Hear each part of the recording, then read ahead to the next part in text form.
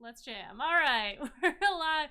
Welcome back to the stream. I'm LB Hackemup, and we're back on this Sunday evening with a nice little one-shot, a Waterdeep One-Shot. I'm here with some of the playthings from our normal Sunday game, and we're going to be doing a nice little romp in Waterdeep, which is going to be a lot of fun. But before we get into things, I just want to let you know that this week we will be back to our normal schedule. It'll be the normal Thursday crew back to I think it's just gonna be run on Friday. She'll probably do an earlier stream, and then I'm not sure about Sunday what we're gonna be doing, but don't worry about it. You'll just check into our stuff and you'll figure it out. You know what to do.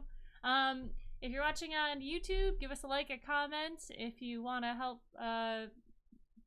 get us motivated and see some cool stuff, we have a Patreon. I don't know what I'm doing. I already ran a game today and I feel like my brain just stopped working. So if you want to help support us, check out the Patreon. We have merch as well. But for tonight, we're just gonna chill and do some D&D fun, 5th ed. Let's go around and have everybody introduce themselves and say who they're playing tonight. You could just give a little bit about them if you'd like, or just do your class and your race and your name. Let's start with Val, because you're first on the list. Hello, everybody. I'm Val. You can call me the Kraken's Crown. I'm mostly over on game nights. It's game nights with 2 G's and a K. Playing running games. And tonight I'm going to be playing Snake, who's a UNT Hexblade Warlock. Next up is Alex. I'm suddenly considering, are we gonna, like, are there issues with, anyway, just like people thinking we don't know the character's name. But hello, I am Alex, OMG, it's some guy on the internets, mostly just here on Sundays, and for this adventure this evening, I am playing Oggs, who is a goblin artificer. Thank you very much. Next up is Rachel. Hi, I'm Rachel Elizabeth, Rachel Elizabeth with the then end of an S. And tonight I am playing Nyx, who is a Fire Genasi Barbarian. And last but of course not least, Van.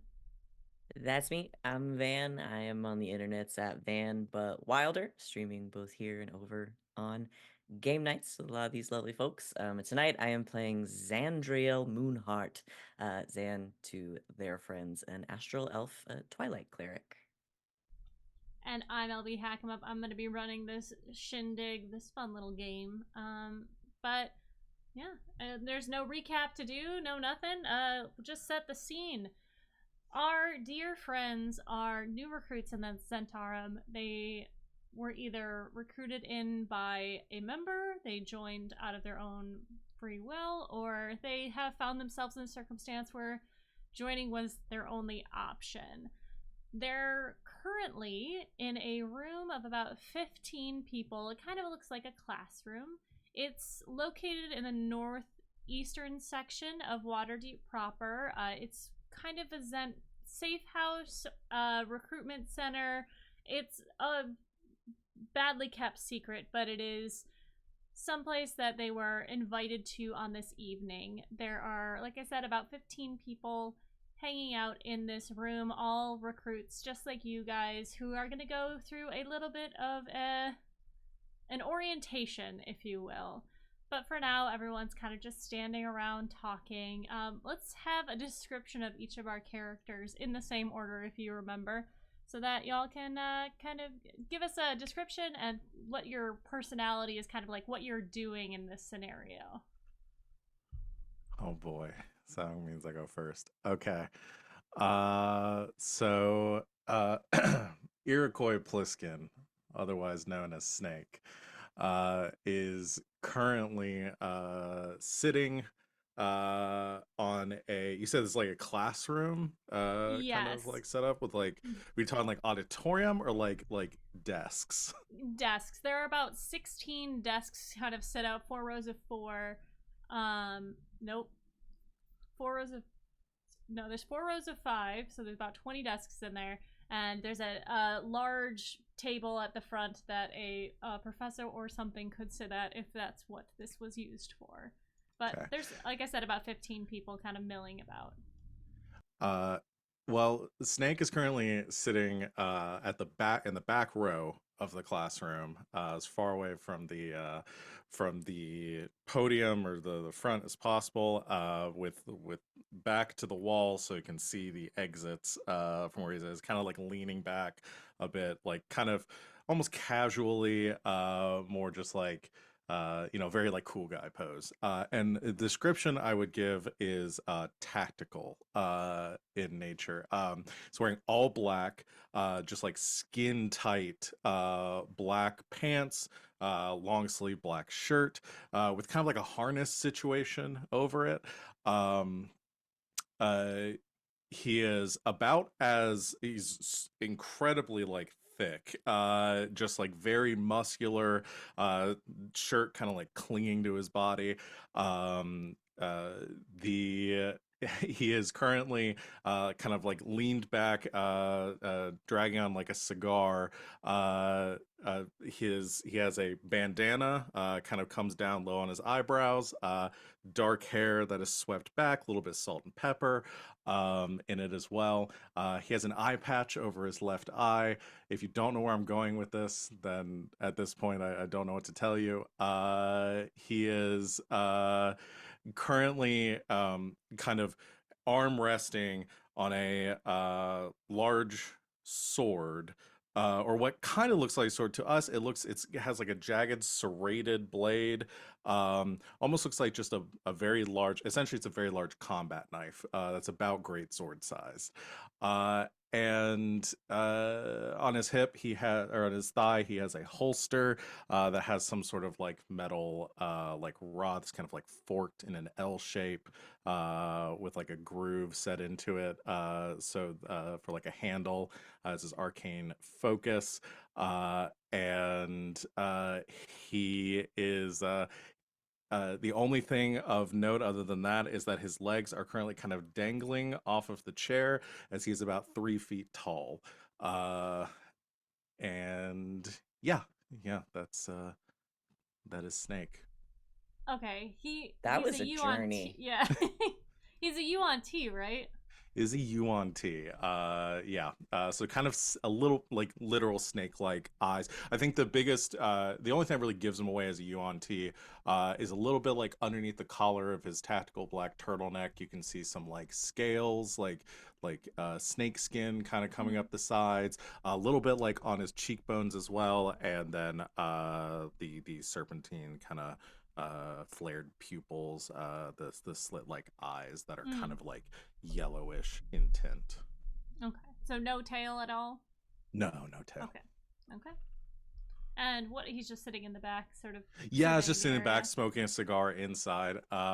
And yeah, I think it's just kind of like scanning the room, kind of looking, at competition, but also keeping an eye like exits, windows, very much like on at all times. All right. Next up is, what is Oggs doing? Oggs? Oggs. Oggs. Yeah, so I guess also a little guy. Wasn't expecting there to be two of us. Because Oggs is a goblin, wearing a hat that is, if this stayed up better, it would be more accurate. This one I've got, but a floppy hat that's doing its best. And he is sitting in one of the front rows of the desks because he doesn't want to be stuck behind some tall jerk. They're so inconsiderate, never, thinking about the little people. And he currently just has an assortment of scrap on the desk in front of him and too many tools that he is somehow juggling. He's got like a tool between each finger and some multiple clenched between his teeth. And anytime someone approaches to make even polite conversation, he just lets out a growl at them to get them to back off and leave him to his work. But if you were to take a look, there is like a tiny little mechanical thing that is just like walking on legs across the desk that he is fiddling with until whatever this is really begins. All right, Nyx. Uh, Nyx is probably leaning in a corner in the back of the classroom. She is tall, like 5'11", and just lean muscle. She's just got on a high-necked, like crop top of like black leather high-waisted pants, and black leather boots. She's got a shield and a spear strapped to her back and a dagger on her hip. And every inch of skin that you can see from like the neck down is covered in these like intricate swirling tattoos that as she moves you can see that they kind of shift in her like peach skin to a like reddish color every now and then. And she's got long red hair, fingerless gloves on,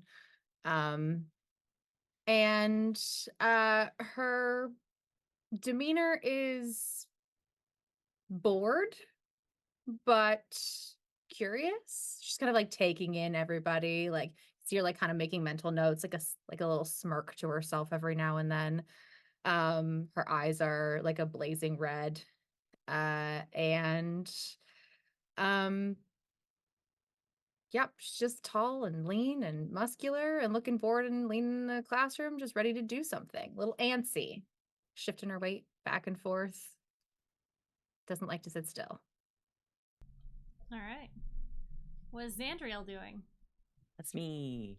So Xandriel is a little bit taller than Nyx, actually, probably 6'6'1". Very lithe. That's kind of hard to see their figure under what they're wearing. But this like very pale skin, long white hair that's sort of pulled up in a high ponytail. These pale blue eyes that are like sclera only, so like no pupils, no irises, just like pale blue all the way across. And they have sort of taken up one of the desks to like one of the far side of the room, trying to like stay out of everybody's way, though we'll like politely smile if anyone says anything to them or nods at them. And super long, sort of high pointed elven ears. Um, with just a little kind of sprinkling of freckles that actually make their way sort of around their nose and kind of up here. If you look really closely, they're like in the shapes of stars. And they're wearing they look extremely out of place. It's a silver set of plate mail, shield on their back, big flail at the side, the heads of the flail again looking like those like many pointed stars. And just sort of emblazoned across the front of the armor is the symbol of Selûne, which is 2 eyes with 7 stars surrounding it. And there's very like just serene, kind of like just enjoying being in a room with other people, but not really talking, just kind of like smiling and will like vaguely make small talk and just kind of like is fiddling with this very intricate like prayer wheel. Just kind of doing that. All right. You guys are all fairly spread out in the room. You see that there is a group of larger gentlemen, tall and muscular, sitting sort of at the front. There was one guy who's like sitting on the desk, like leaning up against the teacher's, what would be the teacher's desk. And he's got his arms crossed, and he is very much being boastful. He is like being loud and abrasive and thinks he's tough shit. Talking to his friends up at the front and waiting for this to get started, but he seems to be the jockey mean guy of the group, as you notice. Is anybody gonna try to talk to anyone before things get going? It seems like everyone's kind of doing their own thing. I do have a quick question. Sure. One, can I cast a spell without using the spell level if it's funny for a bit? Or like, do I have some kind of guarantee I'll get a long rest opportunity? You won't get a long rest, but what are you gonna cast? Oh, is it? I want to cast How heat funny metal. is it? I want to cast heat metal on this jerk face. Oh yeah. And just like go ahead. well, because you'd say he's like, oh, there goes the hat. He's just being a jerk, you know, in the teacher's spot, just generally being a nuisance. And Oggs is like, he's probably actually just like blocking some of the light onto the desk that Oggs is at. And it's just like he needs to move. You go to cast this, knowing that it might start a fight, but as you do, the door to the classroom opens, and to those of you who know of the Ghost of Waterdeep, you see she is a shifter. She's about 5'6". She's wearing a very fine white shirt with a intricate detail on the collar, a corset that kind of cuts under her bust, very tight leather pants that go up and down. She's got a bustle of a skirt that kind of just hangs off the back, and has, you know, a little bit of volume to the rear. She's wearing really high leather boots, and she has white fur that covers her body, and very fine fur on the face, a little black nose. One of her eyes is orange, the other is a very light blue, and her ears come to a point with a little bit of tufting on the end of them that come out over her white hair. And behind her is a gentleman who has to duck. He is a Goliath with tattooing all over his body, very pale skin with gray tattoos. His eyes are completely white. There are no pupils or sclera to them at all. And he is wearing leather armor that seems to just kind of... It looks like he couldn't quite fasten it at the front because he's so bulky, and either he chose to not do it or he just doesn't care. But you guys, anyone who knows Ghost would know that this is Kronk, her right-hand man, her best friend. You can see on his chest there is scarring that goes across it in what looks like a scratch from some sort of creature. Very clawed scratch. But as she walks into the room, most people quiet down and sit down, but this gentleman at the front does not, as he sort of is laughing with his friends. One of them moves off and sits down, but the rest of them are still acting like spoiled teenagers.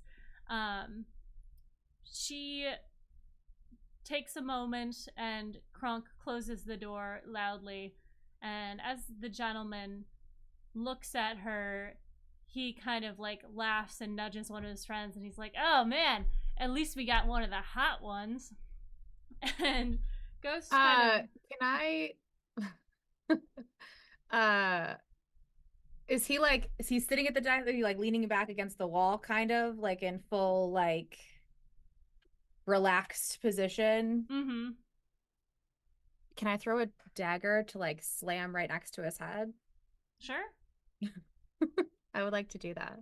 Yes, please. Would you like me to make a check for that? Go ahead and make an attack roll, and you're just trying to hit the wall, so it won't be that. Yeah, I'm just trying to high hit of the a DC. wall from the I back wanted of the to kill room. this guy. We Please respect- get him. One. Just kill him. Just kill I've him. never wanted you to roll badly so much. We respect teachers in this house, okay? Mm-hmm. That's a 17. Yeah, your dagger flies next to him, and he's kind of taken aback by this, and he stands up really quickly. Show some respect. Ghost puts a hand up to you, and she gives you like a smile. "Thank you. What was your name?" And she says this to the gentleman who was sitting in her chair. He's kind of like posting up towards you, Nyx. But once Ghost speaks to him, he like turns to her and like gives a smirk. And he says, "My name's Gil. How are you doing?" He doesn't say that. So basically, he just says, "My name's Gil. Who are you?" And she just says, "I'm Ghost. I'm going to be your lead for the day." And he takes a step towards her, kind of getting in her personal space, and he does that thing that those jockey jerky boys do and like kind of looks down at her and says, sorry, hold. He says, well, you can teach me a thing or two, but I'm sure I could teach you more. And you see Kronk take a step back from this situation. Ghost Kronk's gonna Nick's separate resumed- this man's yeah. head from his body. Nick's No. resumed leaning against the wall, just waiting for like what's about to happen. Yeah, Oggs quickly swipes all the scrap off his desk and like secures it back in a little pouch. She's just smirking in the back now, like, oh, I can't wait to see what's gonna happen next. You see the smile that crosses Ghost's face as she reveals her canine teeth in her mouth. And for just a second, you see her face shift, as shifters do, become more animalistic and more intense and feral as her hand reaches up, and in a blink, there is fire and claws. And then a splash as a spray of blood hits the ground next to Gil and next to Ghost. She sort of moves her hand and flicks off the excess blood. And she says, well, Gil, thank you very much for introducing the first lesson I have for all of our new recruits. You hear a guttural sound as Gil coughs. And as he does, he kind of turns, and you see there is a slash across his throat as blood is starting to pour down. He stammers a little bit, and she takes her hand, puts it on his shoulder, and pushes him down as he kind of falls, bleeding. The other boys sit down very quickly after this. She says, welcome to all of you, new recruits to the Zentarum. I just want to go over a few things before we begin and you get your assignments. Since you're all new, I want to go over the rules we have here. The first of which, respect, is the backbone to our organization. You will respect your superiors, and in return, we will respect you. There are many benefits awarded to those in our ranks, and as you ascend, you will be rewarded in kind. You see Gil sort of fall to the ground as he is still just bleeding out next to her. She continues, anonymity is important to us, so you will have to do your jobs efficiently and as quietly as possible. Many people of this city rely on us for protection, and if you are assigned to protect someone, you will put their lives first and protect them with everything you have. She's kind of making eye contact with each person as she is talking. We are aware that no one is without fault, and failure happens, but understand that it will be dealt with accordingly. You will be assigned a task, and those of you who fulfill your duties with enthusiasm and surpass expectations will be rewarded. She gives a sharp-teethed smile. You are all in our ranks now, and we are thrilled to have you. She takes a moment and kneels down, looking directly into Gil's eyes as he is bleeding out in front of her. And you see her get really close to him. And as the sputtering, the coughing slows and stops, she places her hand on the side of his face. And for those of you who can see, she casts magic on him. And he takes a deep breath in. You see Kronk stand up and move to a door in the room, open the closet, and she says to Gil, now clean this mess up. And she stands up to look at the rest of you. The rest of you will be getting your assignments from other counselors, but does anyone have any questions before we move on? No? Wonderful. Snake, Oggs, Nyx, Zandriel remain behind. The rest of you can go. everyone stands up very quickly, very quietly, and move out of the room in an orderly fashion. Kronk Fox is immediately turns around from his seat in the front to like see who else is staying. Ghost, you hear the clicking of her heels as she walks around. Gil has got a mop in his hand, and you can see that the cut on his throat is healed, and there is just blood stain all over him, but he is very slowly mopping, his eyes wide, as he is like not breaking eye contact with Ghost, or like watching Ghost as she walks around the room. She kind of sits with her, puts her butt on the desk and sits up, crossing her legs. Well, aren't you a interesting group? You are all fairly new, except for you, Oggs. It's good to see you again. Are these my new assistants? Have you finally approved my request? Oh, not quite, I'm sorry, no. You have a mission ahead of you, someone I need found and brought back to me. If you're feeling up to it. That's my specialty. Whatever you need. Now, those of you who are truly new, I know that was a bit of a display and it was very quick, but does anyone have any questions for me? Any things you need to know about the organization before we begin?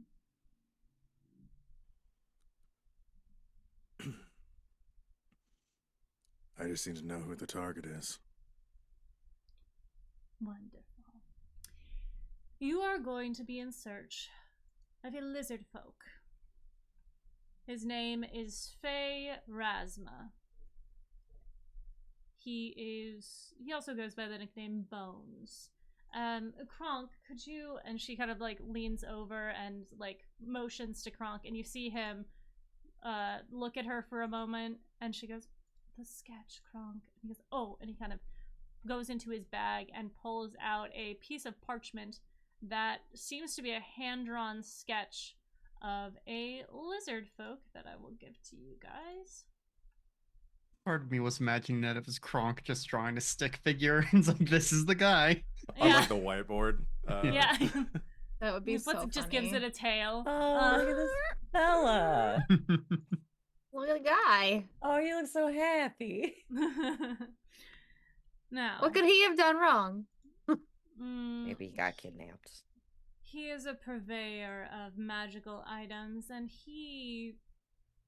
let's say that he sold me something that didn't quite work as promised.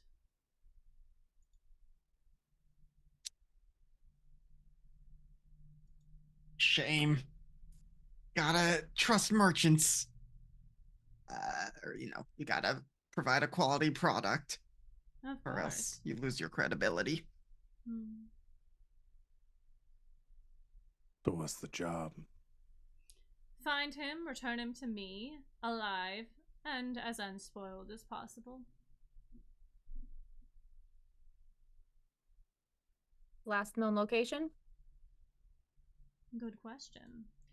He's known to hang about the Smiling Siren. It's a nightclub theater thing.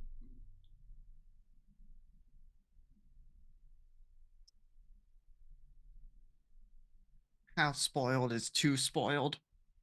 Obviously, unspoiled is best, but Well, I suppose if you break his legs, I won't be upset.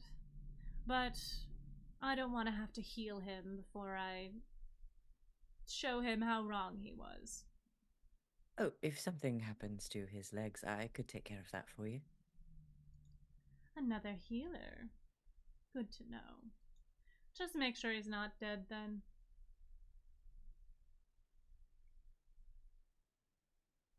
Any other questions? I'm assuming based on your talk earlier about, not interrupting business, we keep collateral to a minimum. As much as you can manage. If he's at the Siren, don't disrupt business. They're kind folk there. We wouldn't want them to see any trouble.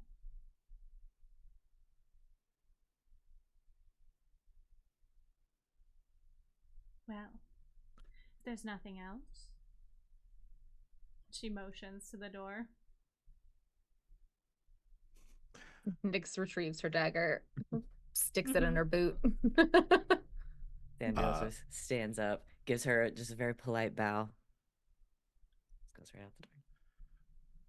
As he walks towards the exit, Snake drops his cigar where Gil is cleaning, crushes underfoot, and leaves it there for him to clean up as he walks out.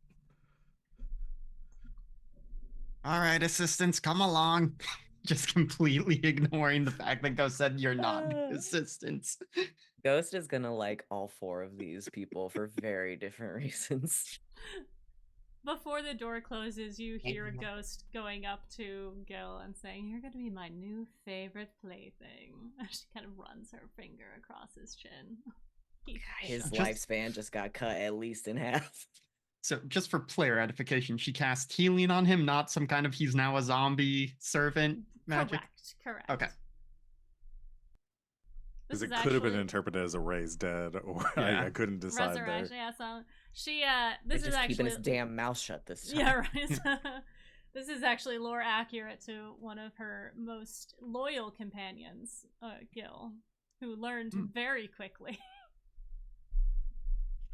When we all get out in the hallway, Nyx goes, "I pity that poor idiot." Well, our actions have consequences. He must be new to a guild like this. You can be new to a guild and still be a respectful person. You would think. I would know. Well, it's a pleasure to meet you all. Nyx, I guess we weren't all properly introduced. And she starts holding out a hand. Hearty handshake. She doesn't look like she's as strong as she is. Yeah. Yeah, two folks who are stronger than they look. Yeah, I mean, Oggs will shake hands, but your hand comes away with grease on it.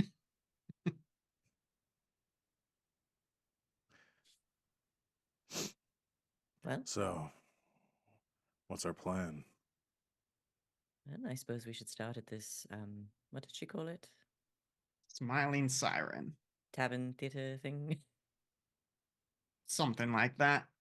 Waste of money, if you ask me. Oh, really? I love the arts. Find Oh, them do fun to you? tame.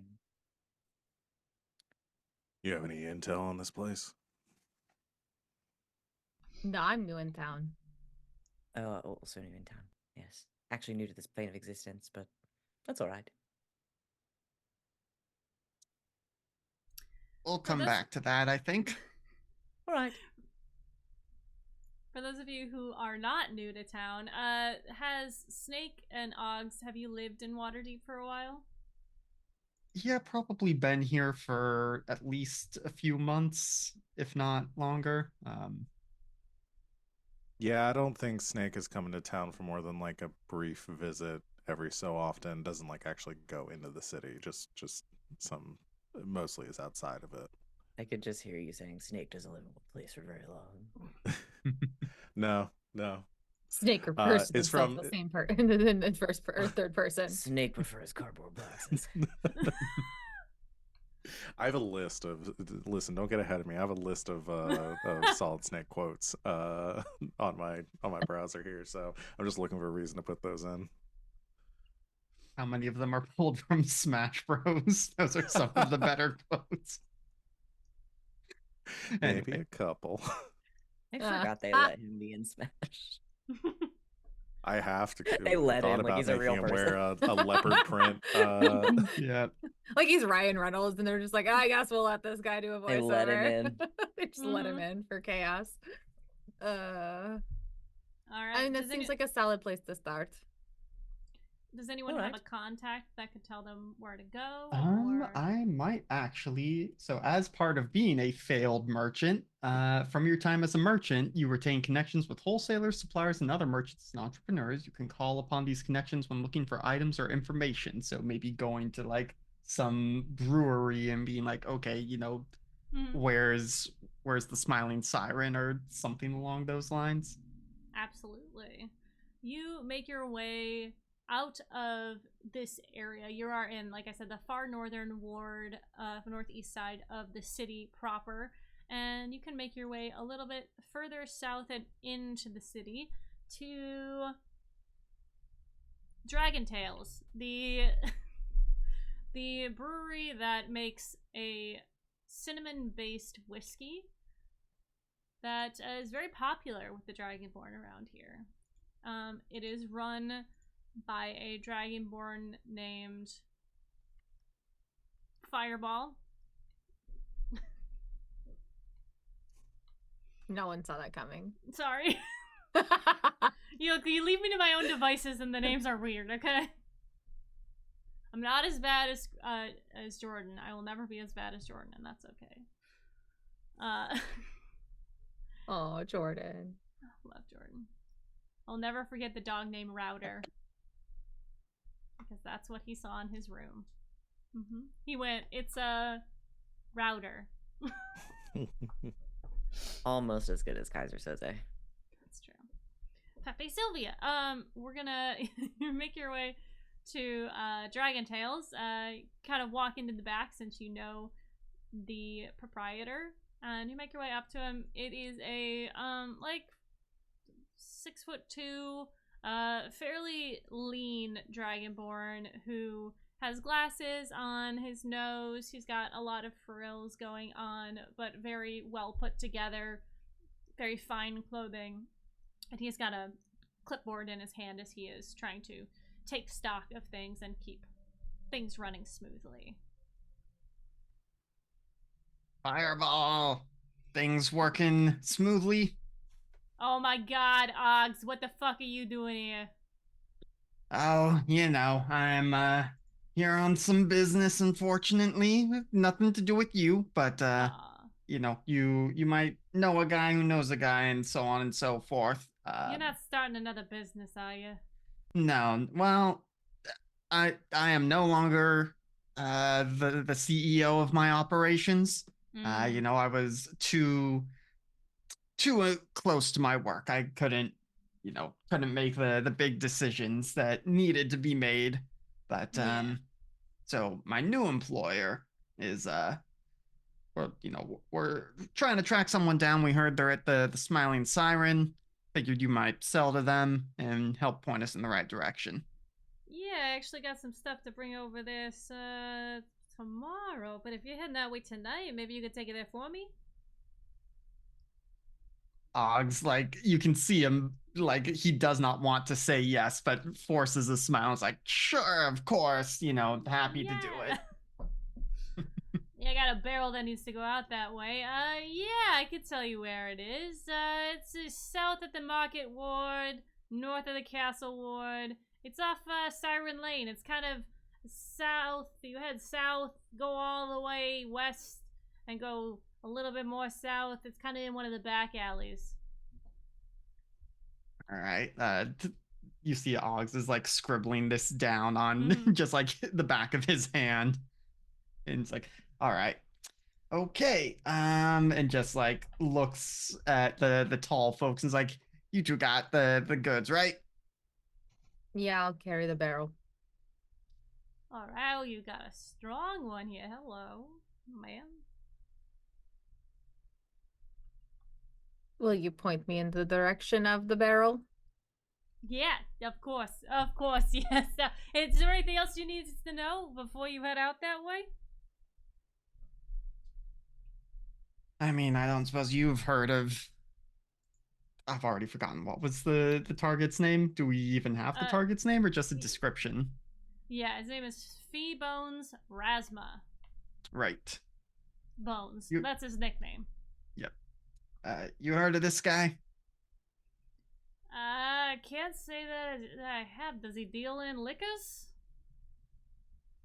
Not that we know of, but boss is looking for him, so...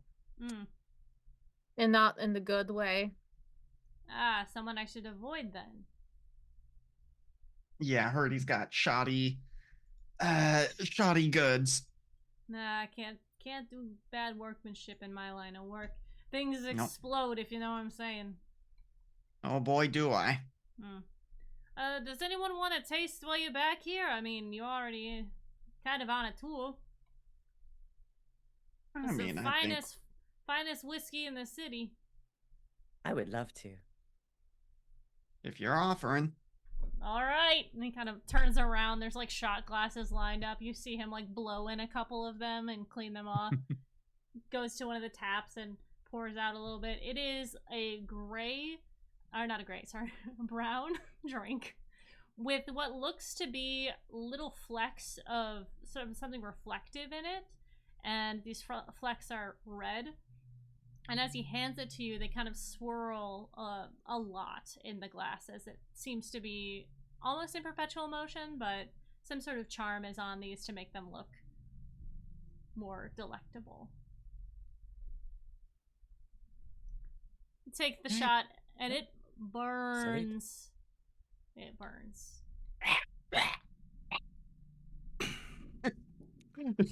Good stuff. Better than the last batch. Tasty. Thank you. Nyx is just stone faced, but her like tattoos flare red for a second. Hey, if you want some more, you can always come back. I'll sell it cheap to friends, Oh, we're friends now. I mean, That was easy. I'll be as friendly with you as you want, lady. I would be careful. She's already thrown a knife at one disrespectful man today. The knives not so much, but I could take fire if you know what I mean. That is my specialty. Okay, barrel, Are please. all the men like this in this city? I hope not. I'm from Baldur's Gate. I wouldn't know. Not all of them are as wonderful as I am, but the barrel is here. Please just let them know that it's from me. Obviously, it has a sigil on it, but I wouldn't want them to think that you stole it or something. Right, of course. I'm out of that line of work. She hoists the barrel up onto her shoulder. Oggs, you got to come. Sorry, I did the thing where I switched to your accent. You gotta bring your friends around more, Oggs. I mean, I just met these people tonight, but, we'll see how this goes. And, maybe we'll come back after a job well done. Alright, just let me know. I'll get some shots lined up for you.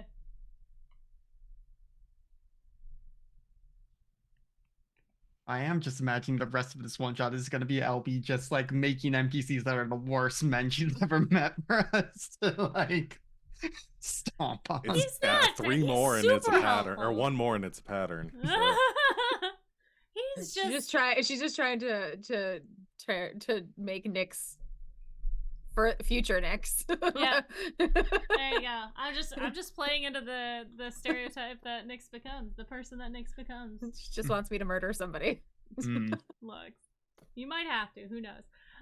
You make your way through the city. Nyx, this is like a half barrel, not like a giant barrel that you're carrying. It is fairly heavy. You might need to take a couple breaks to set it down, but you are given a fairly clear picture of where to go. Is there anything you guys want to do to prepare before you get there, or are you just gonna go and see what you see? I think we need to get information on our target. That would be what you do when you are hunting a target, yes. So what's the plan?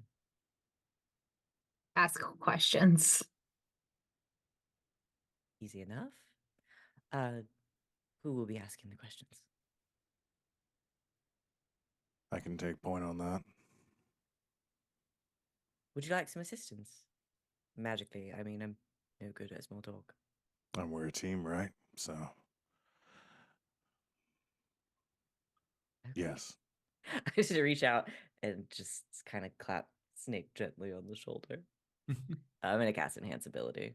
It's like so awkward. It's like, I should ask before. I'm already halfway through. I'm just gonna. Some little stars. There you are. I'll give you, the talkie one. They're out of order in the spell from how they Eagle's are on the Splendor. sheet, and it drives me fucking insane. In the spell, it goes Constitution, Strength, Dexterity, Charisma, Intelligence, Wisdom. It's so unhinged. rude. They Anyway, did it have just to Eagle bother Splendor. people like us. It hurts me physically. Have Eagle Splendor. There you go. Tingly. People will Thanks. find you even more charming than you already are. I've been told as much. Well, that's nice. All right. Let's see what we can get. Knowing our enemy is the clearest path to victory. May I write that down? Sure.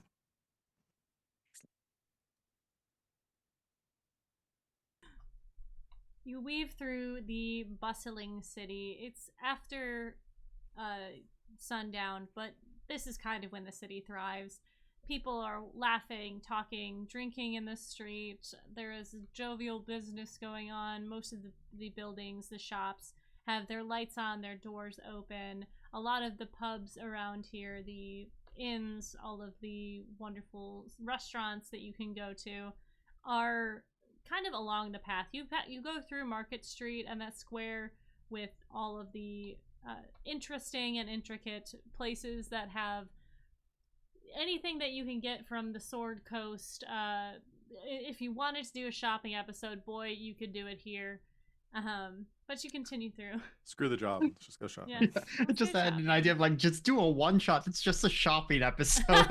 Like there's no attachment to these characters. They just have a lot of money. And Yeah. they're going shopping. It's Yeah. just like Fashion montage. the somehow episode. that could That work. would be so funny. That would be really Mhm. funny. We did that. We did that in one of our episodes of Glitter Hearts.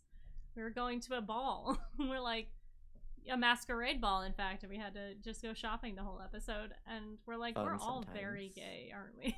Sometimes it's fun. Next April Fools, I'm gonna plan a one shot. Tell everybody it's gonna be super epic, and it's Mhm. just gonna be a shopping episode. Just shopping the whole time. Chat, forget I said that. Forget Uh-huh. about it. Forget Wipe it about from it. memory. Forget mean, it's a about it. Most of a year, Or- like you are as close to Yeah. as far in advance as you can plan for the next one. If you remember in a year, come be in chat, and then you can be all like, "Oh, I know the secret." Mm-hmm. If you remember the secret, I'll gift you a sub next April Fools. Yeah. Hey, yo! There you go. There you That's go. your There you gift. go. I'll probably forget, so you'll have to remind me that I said that. That's fair. That's fair. All right. I've put in a stream marker so we can have the Excellent. True. True. Thank you, Got it. Alex. Got it. Thank you, Best Alex. mod. Fastest mod in the West. All right. Yeah, and Xandra would offer like if at any point Nyx needs to like pass the barrel off for a few minutes, like he'll just kind of like hold it. But I imagine she's fine. She's fine. Then they will Parting let the it go. seams of people. Yeah, we cut quite the figure through a crowd, huh? In Waterdeep, kind of, maybe not so much. It doesn't seem to be. There's a lot of different and interesting people here. You pass by the Great Drunkard, which is, as you guys saw in one of our last episodes of Playthings of the Gods, a colossal size statue of a humanoid with a tankard in their hand, looking to be asleep on their hand. And as you pass through the bizarre street and head down the Street of Silver, you cut off to the side to the Siren Street. And there's not much off of here other than some sounds of song coming from a well-lit sort of 2.5-story tall building. It's quite large, and the outside seems to be very well maintained. And you see a sign above the door that says the Smiling Siren in red lettering, and there is a mermaid that is sort of wrapped around the text, who is just in full operatic song as you pass through. Is there anything you'd like to do before you go directly inside? I'll just straight. Do we know? He didn't say who we're taking this to. That we're just delivering it here, right? Oh, yeah. Yeah, he didn't say who. I assume it's whoever's behind the bar will know. Yeah. Yeah. Oggs will lift up his hat, run his greasy hands through his hair, and his hair is now a mess, but his hands are a little bit cleaner, lowers the hat back on, and now looks moderately presentable. Snake just stops at the door and kind of rolls his shoulders and says, "It's showtime."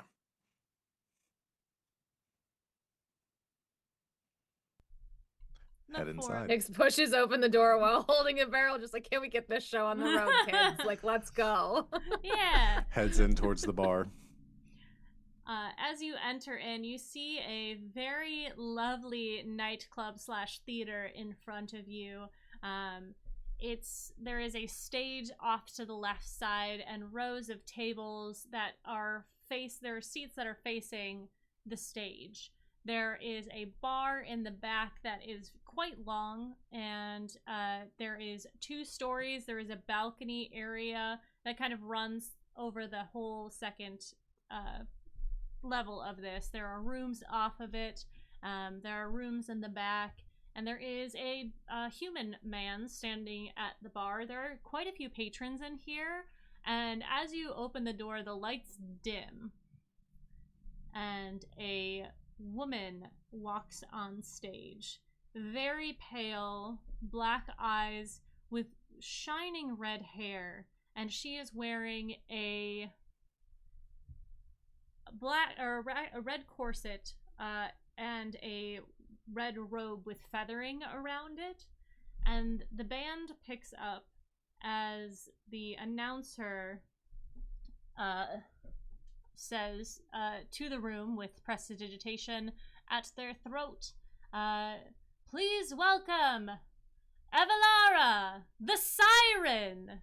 And as she starts to do this very burlesque dance, you see her walking, looking at people, moving around the tables even, and she walks up to the stage, and you see her throw her arms up, and as she does, the curtain draws back, and in the center of the stage is a large clear glass structure that looks to be a giant tankard full of some sort of foam something inside of it. And she begins to do a burlesque dance as she is moving to this very upbeat music. And everyone is very enthralled. Oggs is just looking around for, presumably under table height for a lot of these tables and just looking for tails and lizard folk. Is all It's theatre here like this?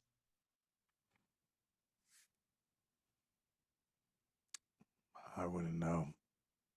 Oh, fascinating.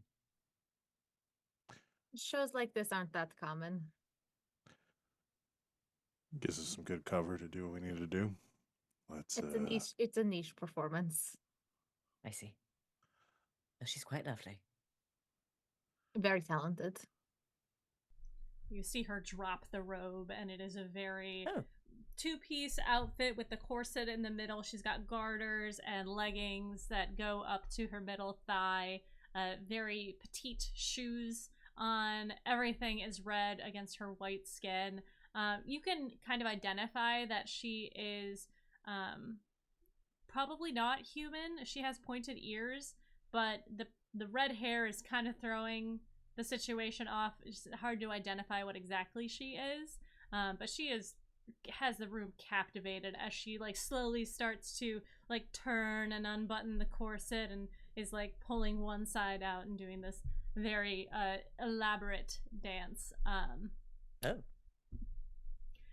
You can make your way to the bar if you'd like, or you can keep watching. I can keep describing.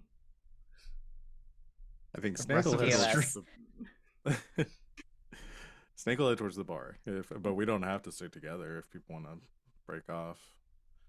I'm literally carrying a giant barrel. I mean, you have to stay with me, but otherwise the cover's kind of weird. I'll stick with Oggs then, and we can look around and see what we can see. Yeah, I think every so often Oggs remembers, oh, right, I One have tall, one small teammates together. with me. But for the most part, it's just using his short height to the advantage of just looking around the crowd while they're all distracted.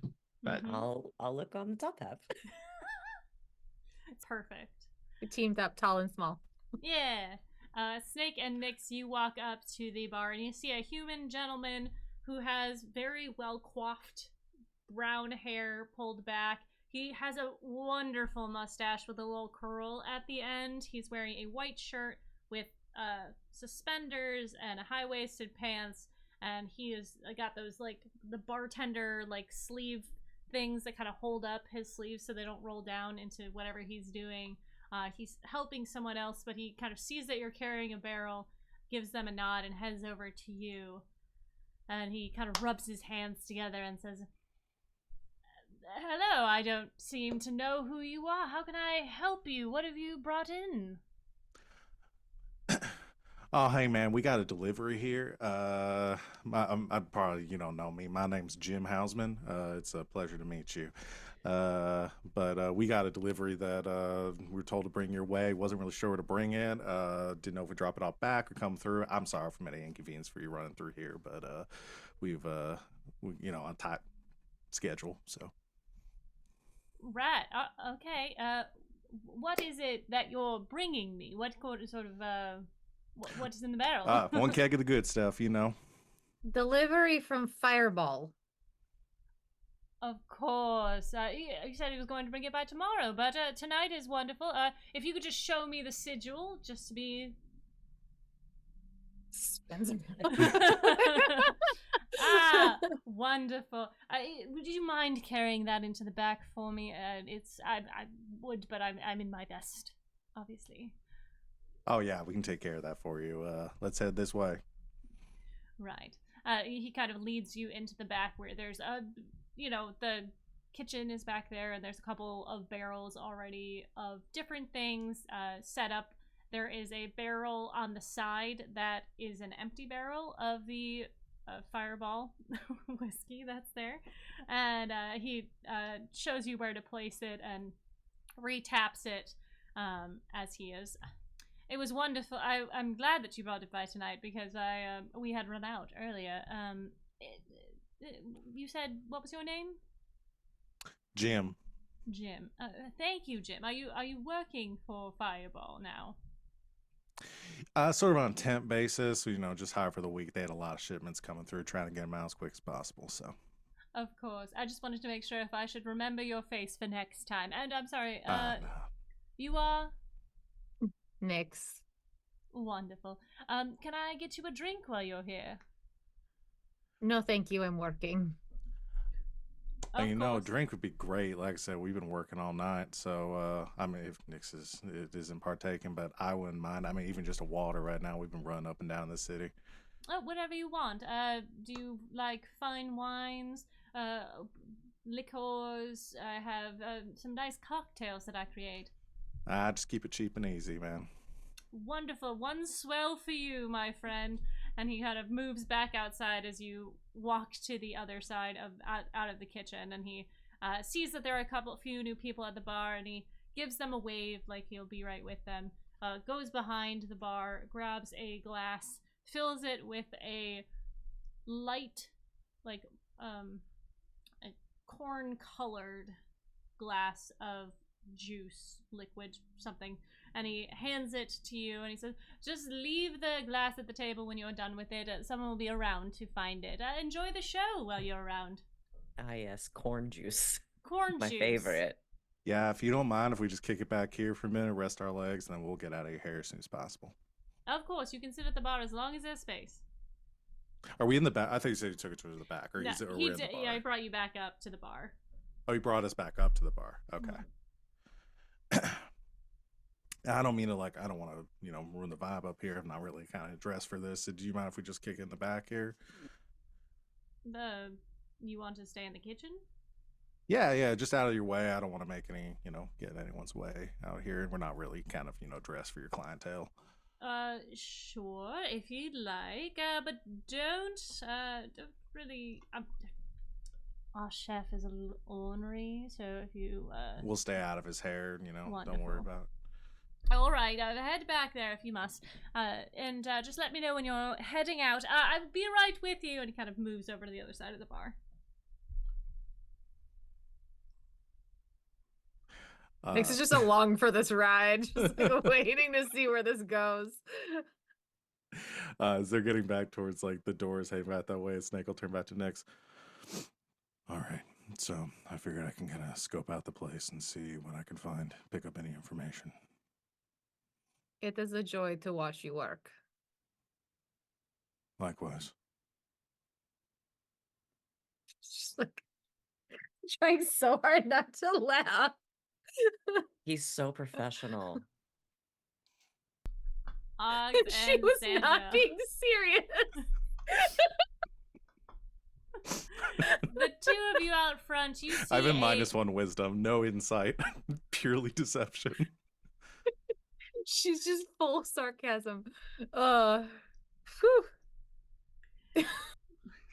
The other two of you in the front, you are looking around this crowd, trying to, maybe pretending to try and find a seat. There are a plethora of people in here, a good mixture of different types. You're not seeing off the top you see a couple tails, but no one who seems to match the exact description. And you kind of regroup at the end of these tables as the siren is, she is turned around and she is in the mug, fully surrounded by bubbles and stuff, and you see her sort of like back up, and she puts her butt against the edge of the glass.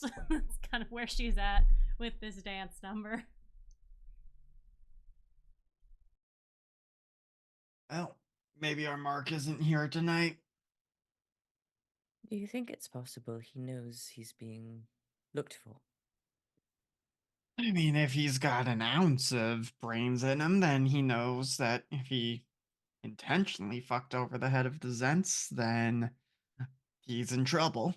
But, I mean, looking towards the the entertainment, maybe he can't stay away from his usual watering hole. Yes, this is certainly different than what I'm used to. It's quite nice. Do you think perhaps we should look upstairs? We could. No, I don't usually go out and look for, this kind of entertainment. I prefer to spend my time tinkering, but you are really as new in town as it seems like you are. I think we're gonna have to spend a weekend showing you the sights sometime after this job, of course. Oh, that sounds lovely. But yes, we should make sure we check all over. It would be a shame if we were, taken in by the siren's call, as it were, and missed our guy. I like that. May I write that down? Sure, yeah. I mean, you got enough parchment? Because if you're going to be writing down every little thing that we all say, you're going to need a whole notebook. I've got at least 3. Well, I do like a person who's prepared. Nice. Likes the siren's call bit, writes it down. Shall we continue on? Let's go. Clomping up the stairs. You're not a centaur in this one. No, I'm just wearing heavy armor. There. I'm clanking up the stairs. There you go, there you go. You Different. clomp or clank? One of the two. It's one or the other. It's one or the Bands other. clomping or clanking? I played in a game earlier today with Lex, who we have our old Thursday game with, and there was a section where we were dealing with a centaur, and Lex was very perturbed by a centaur going up and down stairs. He could not fathom it. How about that? It was like 20 minutes of how did a centaur go up and down the stairs? Just Lex yelling about it. Oh, that's Human so brain. funny. No. Human brain makes it work better. Yeah. Mhm. Yeah. It's like, yeah, cows can't go downstairs, but they don't have a human brain. Cows don't really know what stairs are. Yeah. It's confusing. You know what? Some cows dogs are have so trouble cute. going downstairs too. Raven I used to know be what stairs are. terrified of stairs. It's just wrong ground. Yeah, it's fucked up ground. But you add a human brain into the mix. They They'll got figure it out. this. That's how you do it. There's a little like jump in the back as they. Anyways, you guys not being 4-legged beings move up the stairs with. Wait, ease. we're not?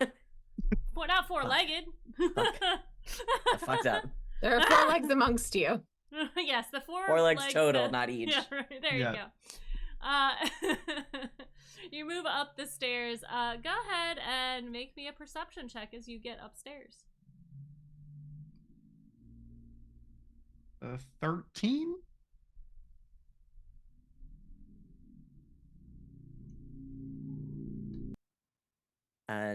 25. Xandrel, you clock almost instantly a being that is sort of on the back end, looking over at in this balcony seat. That the one that you are looking for. It seems to be that Fee is at a table with a couple other humanoids. You see that there is some stuff that he has on the table. Oggs, you recognize these other humanoids as other merchants that you, as you finally kind of lock on to where Xandriel is looking. You recognize these to be merchants that you know from your time before you. I don't want to say failed. Did not succeed. It's what the background is called. It's failed merchant. Before He's things reclaiming went it. south. Yes. Yeah. Before you He's made a owning it. separate business decision. Yes. You He's separated yourself from your business. owning it, much like he cannot do for a business. I mean, in Well- his mind, he has not failed. Mhm. He just no He one hasn't wanted to buy succeeded his yet. products because they were too high quality and no one could afford There it. you go. There you That's go, it, buddy. That's it. These individuals are not people that you worked with directly, but you recognize them as merchants. Yeah, he does not seem to be. Fee does not seem to be in any danger that he can tell. He is in full business mode. You can see him like motioning to the items, like very, very loudly gesturing, not trying to speak over the music, but to offend people around him. But he is very interested in what he's talking about to these individuals at the table with him. It's kind of elbowing Xandriel in the knees, I guess. That's probably where my elbow would be. Just being like making Thereabouts. sure that it's like, well, what do you think? Should we take a seat and just wait for him to leave? Or do we want to interrupt his business and try and pull him away? Ghost doesn't want us to interrupt the business here too much, so I you think seem as a- like the kind who might know social things better than I do, so I'll Oh, follow woof. your lead. we might be in trouble. Oh boy. No, I think there's a middle ground in there. I mean these sorts of places, no matter the type of entertainment, all sort of function in the same way, as do their patrons. I think we stay nearby and we wait. I'll see if I can catch the eyes of our other two companions, let them know that we've at least found him, and we simply wait for him to be alone. All right. Well, I guess we should probably order some drinks while we wait. And I mean, I told you we'd come back to it, and Oz will just spend the next like if we have time, just like grilling you about your comments about like being from a different plane and Oh yes. like getting very like intellectually interrogative about it. And just being like, so tell me all the things. Xandriel is fresh out the astral plane. Fresh out the Recently, he says sea. recently. Recently, as in like maybe like a year ago. Yeah, but just asking you all sorts of things, and if there is anything in particular, just like almost gets too focused on the conversation, but every so often remembers to keep an eye on the target. I'm relying a lot on my passive perception here. Yeah, the other two of you can be flagged down by Xandriel and Oggs, who are upstairs. I'm tall and shiny and upstairs. That's fair. Just a wave. We can see them now from where we are downstairs, correct? Yes. Okay. Nyx will send a message to Xandriel. Wow, Raven is barking upstairs, and I'm not sure why. Um, and she'll say, "I don't know why we spent time in the kitchen, but Yeah, I'm sorry. Is there anything you wanted to do in the kitchen? oh yeah,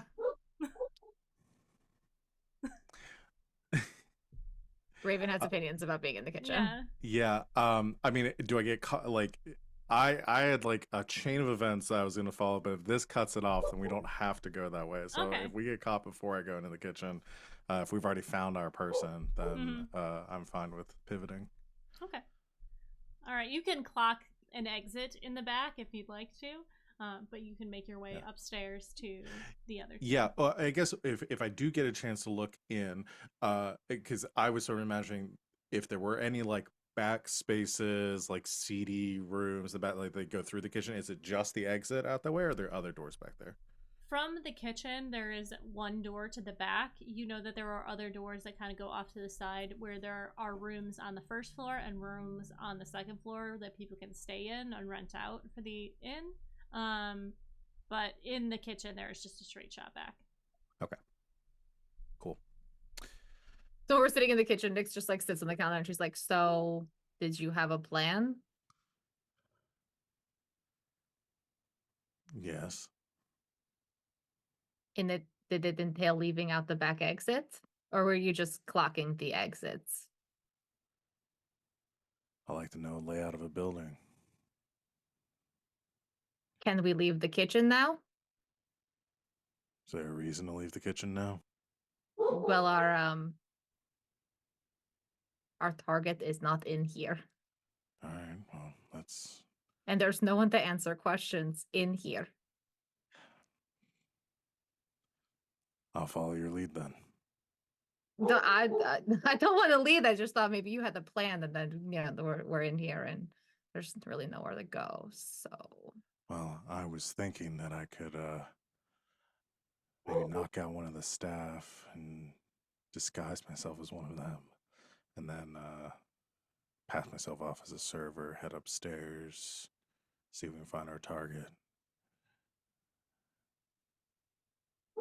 and And at that point, either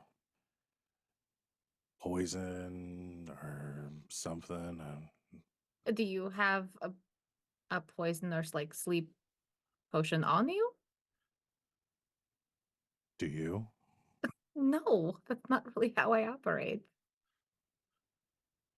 I guess I just sort of assumed I'm working with a internationally renowned group of assassins and spies, that maybe somebody would have Oof. poison on them, but Yeah, I think you have at least you have me pegged wrong. I'm on loan from my Thieves Guild in Baldur's Gate. mm, I'm a bounty hunter now. all right. Well, bounty hunter, what's your plan? Find them, wait for them to leave, catch them alone, knock them out, take them back. Good a plan as any. Yeah, it's just usually clean and easy. People leave bars, they're drunk, they're unaware of their surroundings, or like looking down at, you know, their feet and stumbling on cobblestones. It's usually pretty easy. I'm not Yeah, gonna I lie just about sort of it. had it in my mind, maybe slip something in his drink, and then, when he passes out, take him somewhere back, not Well, one too lots many, of and then we different slip him out the back. species, like they process toxins differently. Like some people are resistant to them, some are not. You have to be careful. You could just poison somebody and kill them. It's really hard to, you kind of have to like tailor a potion for like a person, and you don't really know this target for more than like 5 minutes. Anyway, let's just go out there. Let's see if we can find them. Maybe our friends know something. Well, Okay, then. Like solid plan. It wasn't the worst thing I've ever heard. Thanks. That means a lot.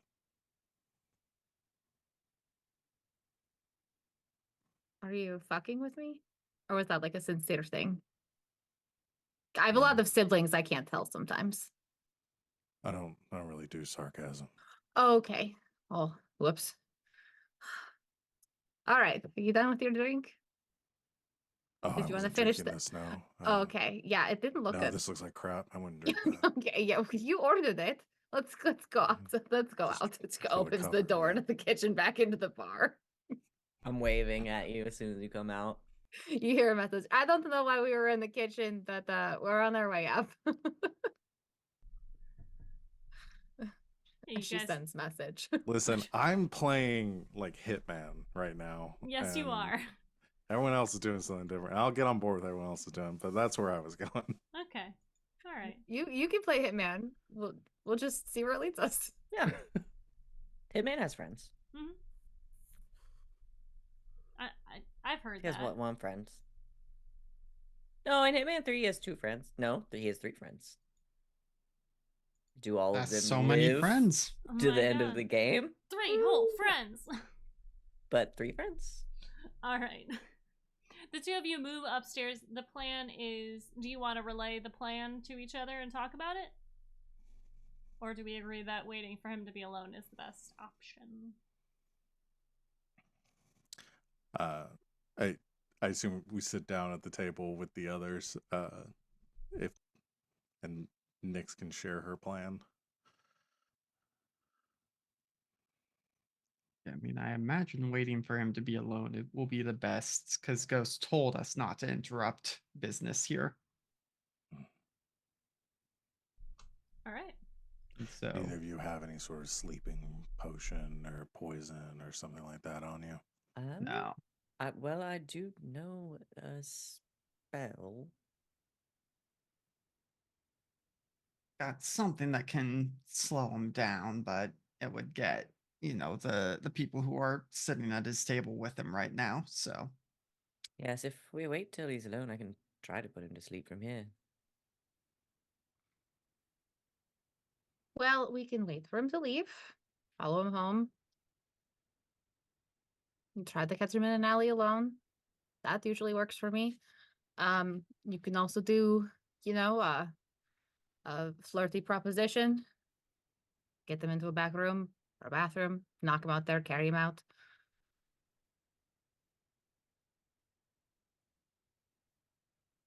I'm open. well, all right, I guess I'm taking one for the team. And like starts like trying to make himself look tidy. Someone please stop Oggs from doing this. Zane will We're totally gonna- let you do this, assuming you're good at this. I'm Uh, gonna let this happen. If you're gonna do this, I'm letting it happen. You if you look don't, if you don't seem minorly comfortable with it. uncomfortable. Yeah. It's more that Oggs is convinced he is like the most attractive person and will undoubtedly succeed, and it is not working. Like he looks like a mess. Well, Snake, since you've already have a boon from someone, Yeah. perhaps you should do it. All right. Oh yeah, go flirt with them. Like I said, it's a joy to watch you work. All right. I can handle that. All right. We'll motion to one of the servers for 2 drinks, whatever he's drinking, whatever we clock him drinking. All right. Why don't we go Gin ahead and and tonic. why don't we go ahead and take our break now, and we can get to the next scene afterwards? Because boy, I'm excited to see that.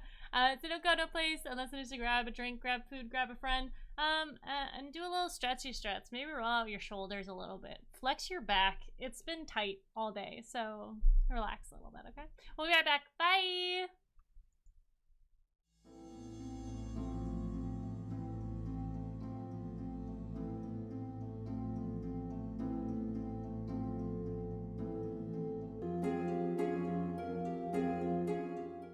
Welcome back!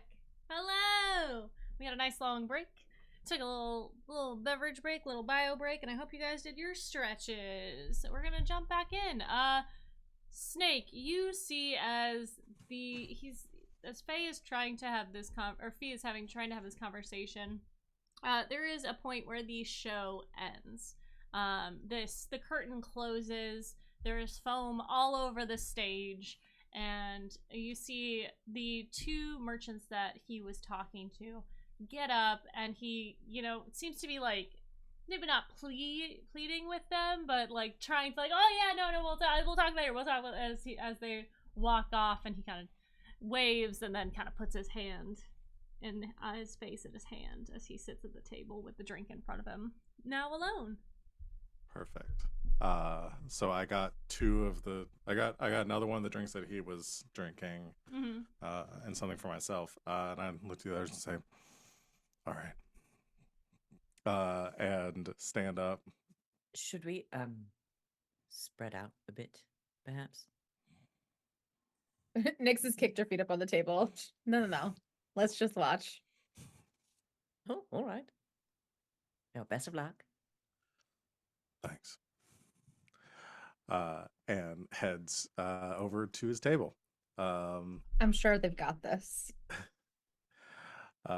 They do have a blessing of Selene on them, so and, I'm gonna say it differently every time. I keep fucking it up. It's Selune. Seluna. Doesn't matter. We'll go over and like put the drink down, his drink down in front of him, and say,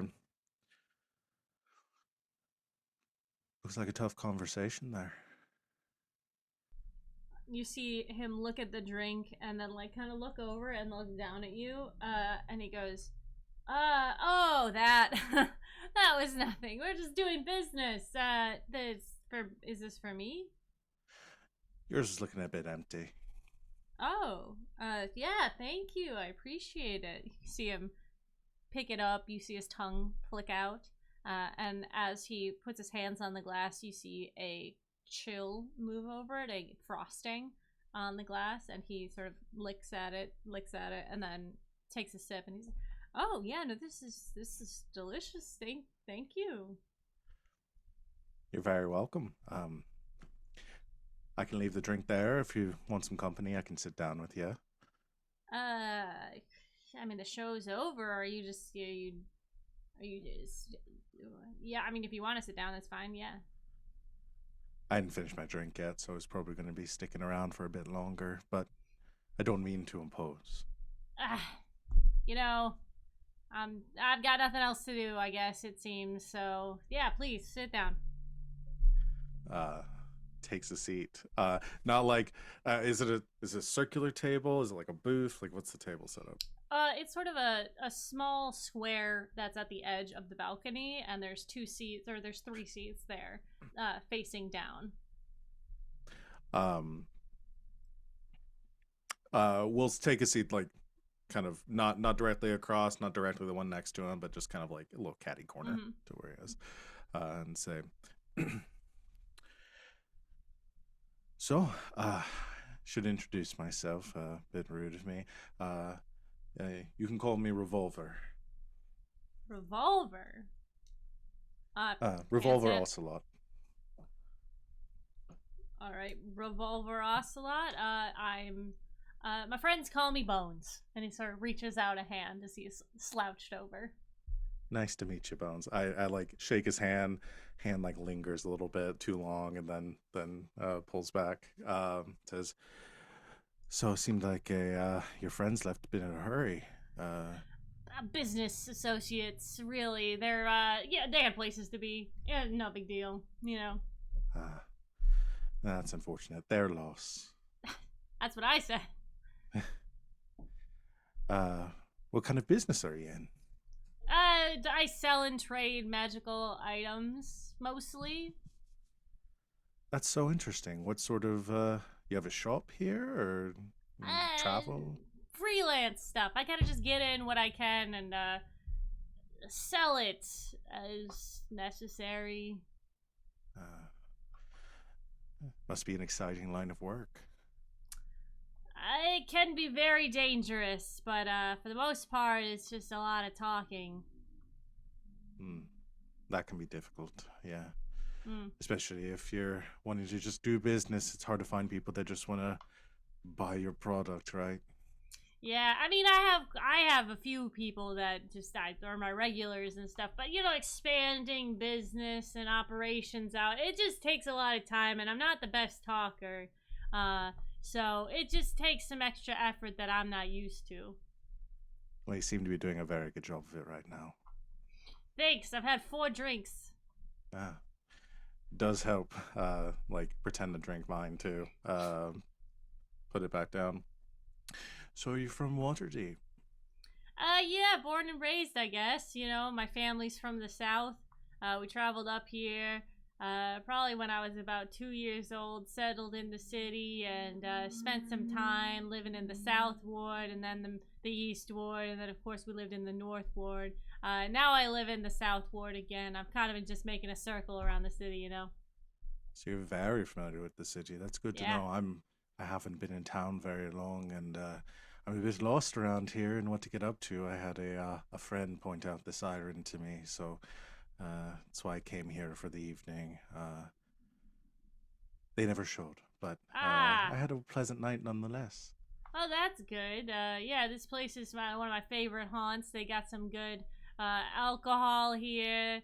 They've got a good show. I don't know if you caught the siren. She's a I bit of a did. looker. Beautiful. Not my type, but I can appreciate beauty where I see it. Yeah. So, what do you do? Oh, I'm a smithy by trade. I find myself a bit out of work right now. I've been coming through to try to pick up an apprenticeship where I can, hoping to find something in the city. Nothing's panned out just yet. You Yeah. wouldn't happen to know anyone looking for extra hands? Not off the top of my head, but I could keep an eye out, I guess. I'd appreciate that. But we don't need to talk about business. You said you were now that the show's over. Is there anything else interesting to do around these parts? It seems a bit early to call tonight. Yeah, I mean, there's a couple spots around here that you could go for another drink. There's a spot down the way, down the siren, where you could go and get a 2 copper shot. You just can't ask what's in it, you know? That sounds like a good time. Yeah. I usually pass out there, and then I end up waking up in the morning and going home, and then I spend most of the day there, and then I usually come back here, or I go do work, you know? You seem like a very busy man. Yeah.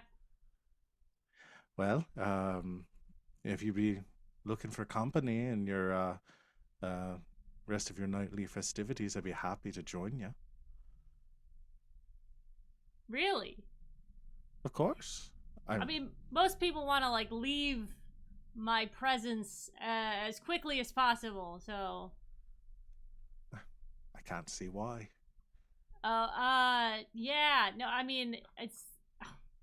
Some of the dealings I do are a little under the table, so once they're done, they usually just go, if you know what I mean. Well, sometimes what happens under the table can be even more fun. And I'll put my hand on his knee when I say that. He kind of like looks at you, looks down at his knee. Let me just check this man's perception and see how dumb he is. Mm-hmm. You got advantage on those sweet, sweet charisma rolls. Yeah, you want me to make a persuasion check? Yeah, please do. Perfect. With advantage.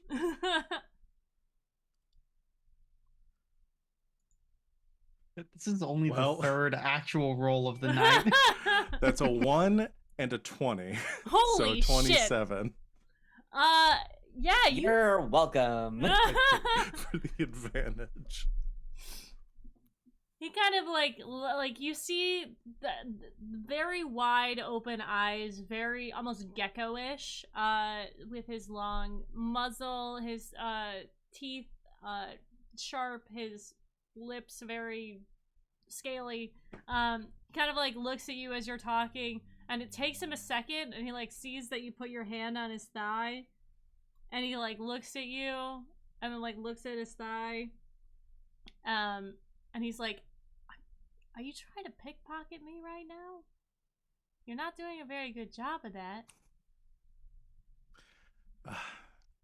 No, maybe we've had a bit of a misunderstanding. I'll just be blunt. I find you very attractive, and I'd like to spend more time with you. Really? Truly. Oh. Oh. Well, and you see him like lean back in his chair a little bit as he kind of crosses his legs.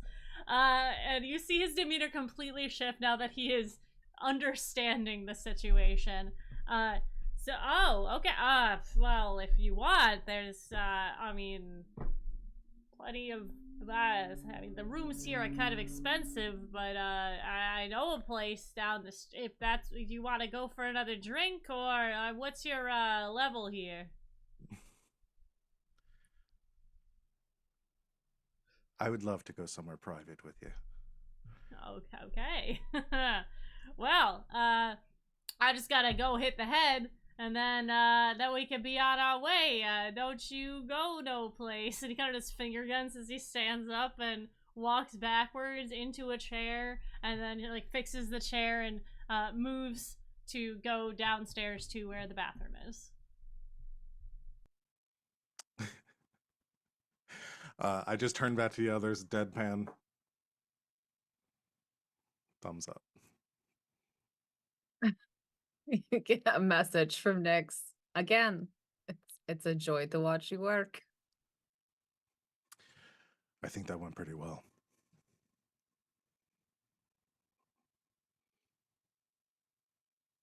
So And I you seem to have guess- him under your thumb. Try to get somewhere isolated, and then we can make our move. Oh yeah. We'll suppose- follow behind. Yeah, we'll follow along. Now, how much do you need us to actually like be ready to seduce? Cause like that's what we need. And just like pulls out like one of those like what are they when people spray their tongue to like give them better breath? Oh, like the was that breath ever spray? actually Breath a spray. product?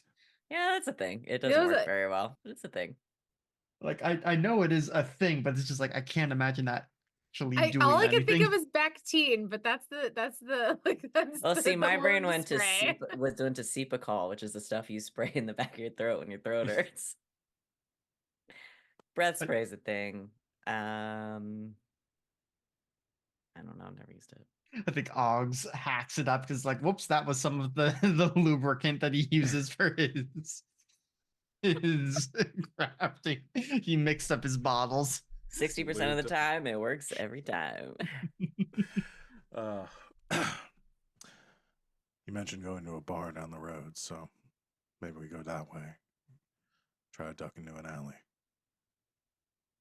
We'll leave first, then act natural outside, then follow you at the distance.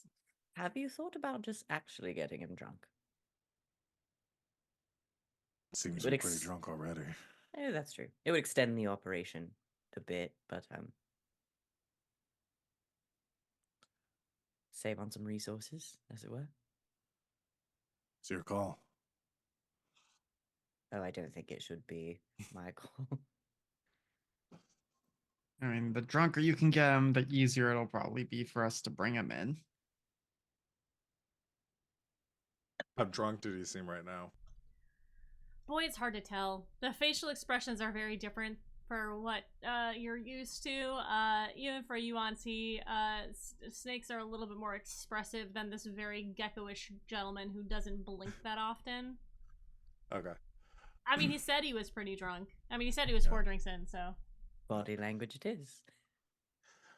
Longer we keep the gambit going, the more chance is that he'll pick up on what's going on. So maybe. Well best done. to- I've got this. Nyx will go downstairs and order a round of shots, like 6 or 7 of them, with the express interest of passing them out to random people, but making sure that our quandary gets at least 1, if not 2.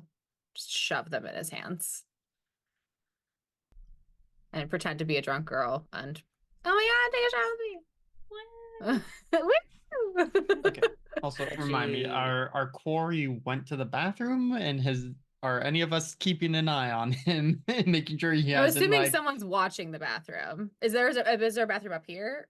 Or did he go downstairs? No, he went downstairs down the hallway that's down there. Okay, Nyx will have gone down to like follow to make sure that she can keep an eye on the door. Sure. And ordering shots while that's happening. Yeah.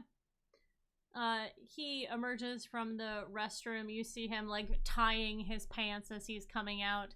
A very simple outfit, very worn outfit, and he has a bag next to him, and he presumably has all the trinkets he was holding and showing the merchants. He makes his way past you, Nyx, back upstairs. And he approaches you, Snake, and is like, "So, are you ready?" Ready when you are. Let's get going. Okay. We'll look for like Nyx coming up to hopefully like get a few more shots in him before he leaves. Yeah, she comes upstairs, she's got like a tray of like, some sort of like shot, and she's like, "Oh my god, it's my birthday. Everybody has to take a shot with me." She starts like passing them out, puts 2 in front of our friend, 1 in front of Snake, like puts the rest on our table, and just like, just like, "Okay, ready, 1, 2, 3." Just like pretends to be a drunk girl and everybody pretend to take shots. You see him perk up at this, and he sees the 2 shots in front of him, and he motions to you, Snake, like, "Do you want one of these?" There's one in front. Yeah, there's 1 in front of Snake. There's 2 in front of Yeah. them. Nyx is holding 1 in each hand. Then she's like, "Let's go, shot." I take mine and says, "Those are both yours, friend," and I will like pretend I'll like down mine, put the Coyote empty Ugly glass. Mhm. Yeah, and yeah, just throw it back over my shoulder. No, you take the You shot. take it, and then you and spit then you it out. grab you grab like your beer bottle or the other Oh, drink, you and you just spit it spit back it into the into drink. Haven't you ever seen Coyote Ugly? It like 10 years ago. The fake chaser. Put it on the list. It's the fake chaser. Maybe I've heard of this. Is this a movie? I don't know. Yes. Oh, Gosh, boy. Alex, next movie That's night, what we're watching doing Coyote next week. Ugly. We don't have time to explain That's what we're Coyote doing Ugly next right week. now. That's what we're doing next week. We're watching Coyote Ugly. Everyone join us next week for watching Coyote Ugly. All right. He takes both shots very eagerly and like takes a second. You see his eyes like blink one, blink the other, and then come back up, and he's like, "All right, let's go." I will like stand, like put my hand on his lower back, and like will lead down the down the stairs and out the door. Yeah. Okay. Yeah, how much taller than me? I mean, this he's guy? like probably almost 6 foot, but he is very Okay. like slouched over, as Okay. lizard folk are. So he's probably only like 2 feet taller than you, like face Makes to this even face. funnier. Uh-huh. Okay. Yep. Mm-hmm. Yeah, you make your way outside.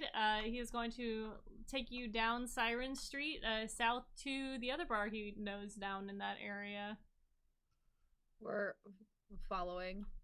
Yeah, But we probably at a give them like distance. 20 seconds and then follow. Oh, I'm not losing eyesight, Hmm. but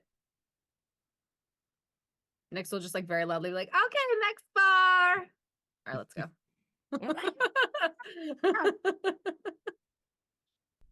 I love it. Yeah. Woo!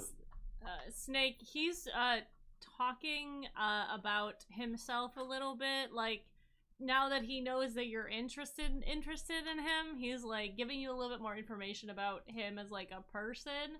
Like this man is maybe only been on a first date probably twice in his life.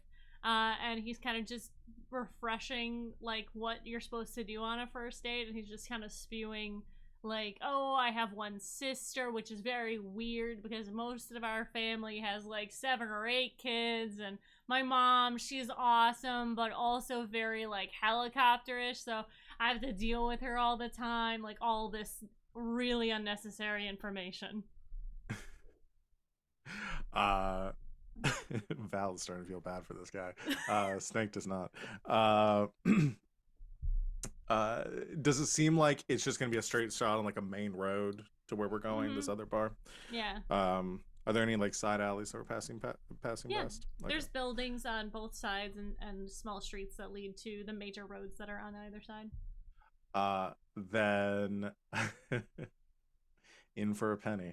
I will like as we're going past and assuming I can like clock or if they've messaged me to let me know that they're behind me, I'll like kind of stop for a second and be like, um, why don't we duck down this way for a bit before we make it to the next bar? Why? Bit of privacy. Come on, it'll be fun. Okay. Sure. Hold on. And he like turns and like looks down the alley and like, it seems a little dirty. Well, it definitely will be when we're done with it. Come on. Oh, okay. Okay. Starts walking behind you. And hoping my companions don't make me go too far with this. How far do you make him go with this? How far does Snake go? I will just clobber this guy. Nix is full on just leaning in the alley like I'm just watching. I'm just watching them work. I think Oggs is basically waiting for him to be like waiting for the target to be out of public eyesight, and then I am prepared to cast a web spell and get him tangled up. Uh-huh. And if Snake sleep. gets caught up in this too, so be it. But trying to make sure that the target is caught in the web. Oh yeah, Zan has sleep. Mm-hmm. We could try that, and if that doesn't work, you could just web blast him. I'll just clobber Blast him. him. Bop him with Alright. a spear. All right. That's You turn the corner, Snake. There is a nice box that you can stand up on if you'd like to start making moves on this gentleman. Really. Is he a gentleman? I mean, he hasn't been rude. I mean, Just kinda honestly, silly. yeah. Uh, Just kind of an idiot. I think what Snake does is I didn't we didn't discuss it before. Snake does not have a massive like a great sword on him at this point in the evening. Nix I think has as it. soon no, it's dismissed for right Oh, now. I see. Okay. The I think as we get about halfway down the alley, Snake will like glance down towards the mouth of the alleyway and see if they are approaching. We're there. And As much as I then, want this to go really far. and then we'll I think we'll just take the moment of surprise and like summon his sword and then immediately draw it and say, this will be a lot easier if you stay quiet. I mean, I'm not into kinky stuff, but if you want me to be quiet, I'd say I make. Well, then I guess you won't enjoy this. And Oggs casts web on him before it gets any farther. So Alright. he's gonna need to make a dex save, please. Okie dokie. Alright, a dex saving throw. 12. That fails, so he is caught up in the web. Alright. So it's a 20-foot cube, which I suppose probably like puts it right between like Snake and Bones. So that Bones is caught and Snake is outside. The alleyway is not more than 20 feet wide. Right, but like in terms of where the cube starts, Oh, I Could see. we- Okay. depth-wise. You kind of put it on him in the corner and flow back. Okay, cool. Yeah, Yeah. absolutely. All right.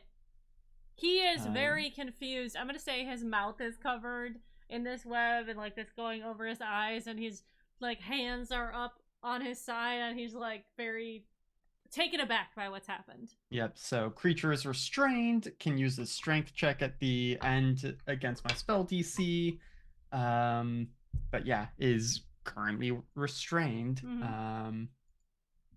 Yeah, is restrained as long as it remains in the webs or until it breaks free. Mm-hmm. Well, would you like to come quietly? I recommend it. Just the eyes moving back and forth. Blink once for yes. He blinks. He very like it takes effort for him to blink. So you see the eyes are slightly off, but yes, he does blink. I thought so.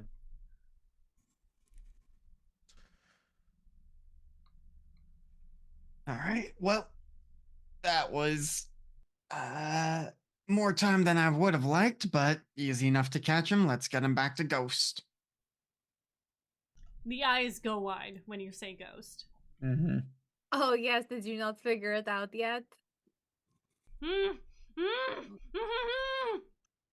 Big mistake, my friend. Listen, if you're gonna be a merchant, you gotta sell quality goods. Sometimes the goods are too quality and no one wants to buy them, but that's their fault. It's And not if on you're- you. And if you're going to sell shitty goods, you leave town. You really You know- shouldn't lie.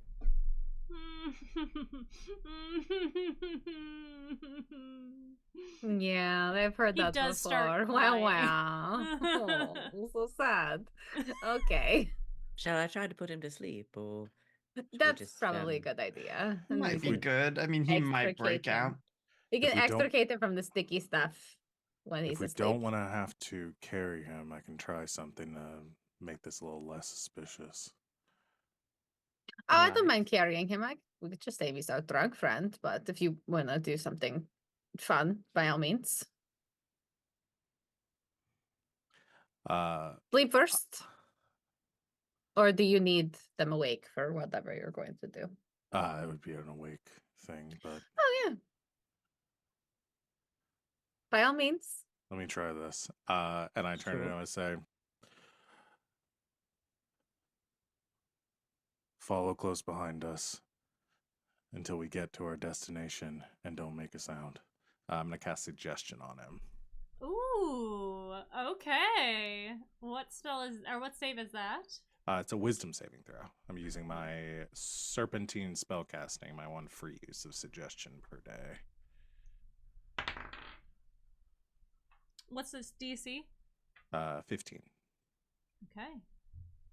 You see his eyes kind of glaze over as he's like shaking his head and shaking his head, and you feel your spell take effect as he kind of calms down and nods.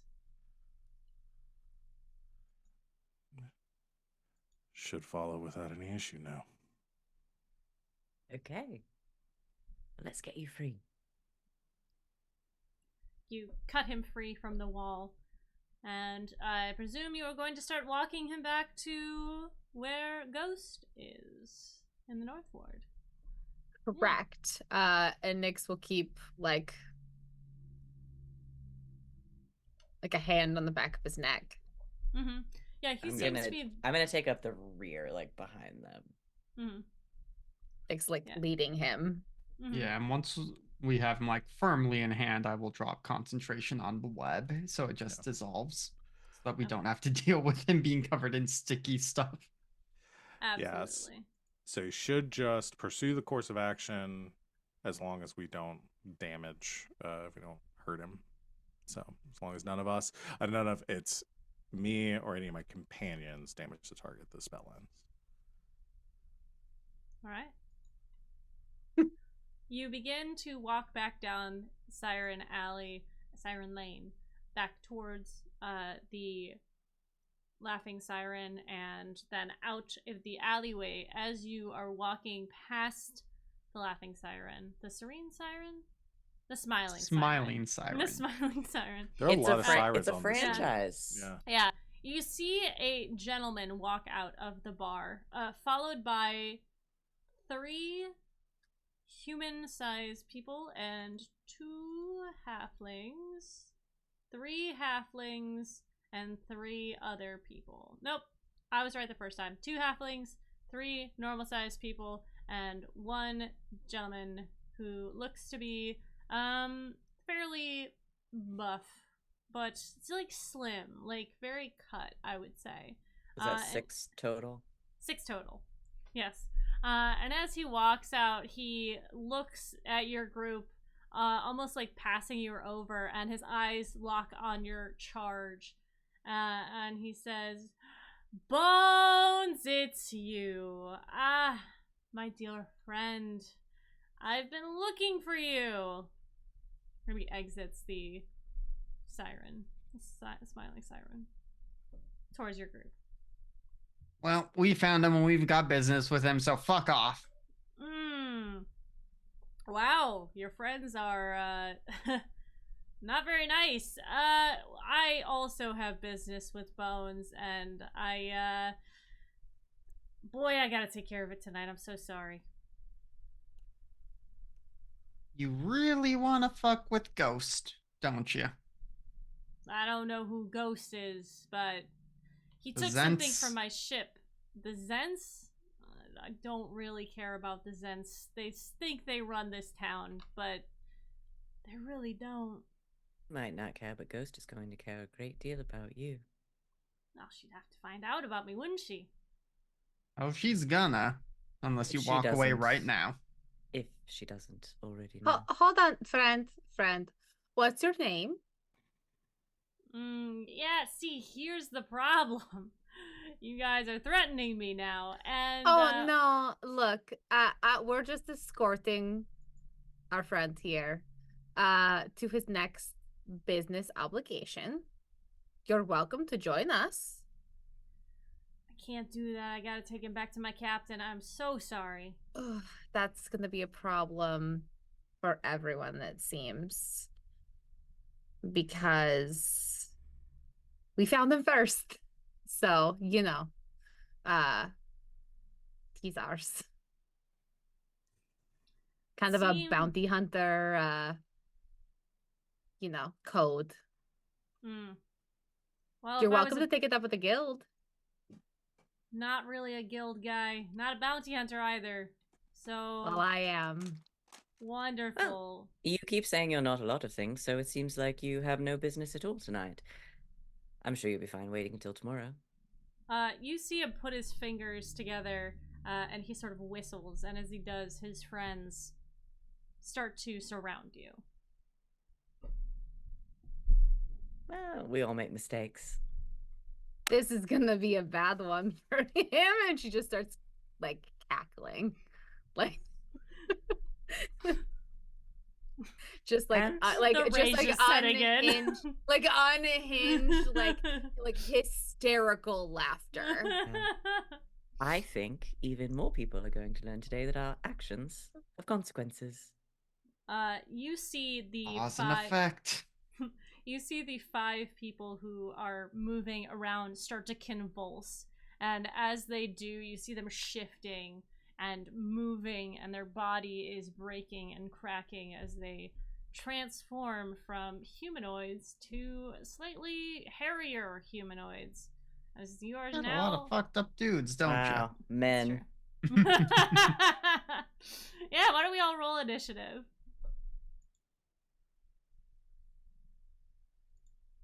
Well, that's a natural 20 on initiative for 23. Oh, okay, I see. Damn. Very nice. Okay. Alright, let's take that away. Alright.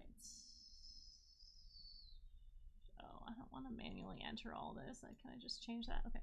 Alright, who is the highest? Currently Og's at 23. I got a 22. Okay. I got a 13. Okay. 2. Alright. I'm clean up, baby. Hell yeah. Alright, you have 3 full-size were-rats around you, 2 halfling were-rats, and 1 weird-looking guy with pointy ears around. Oz, you're up first.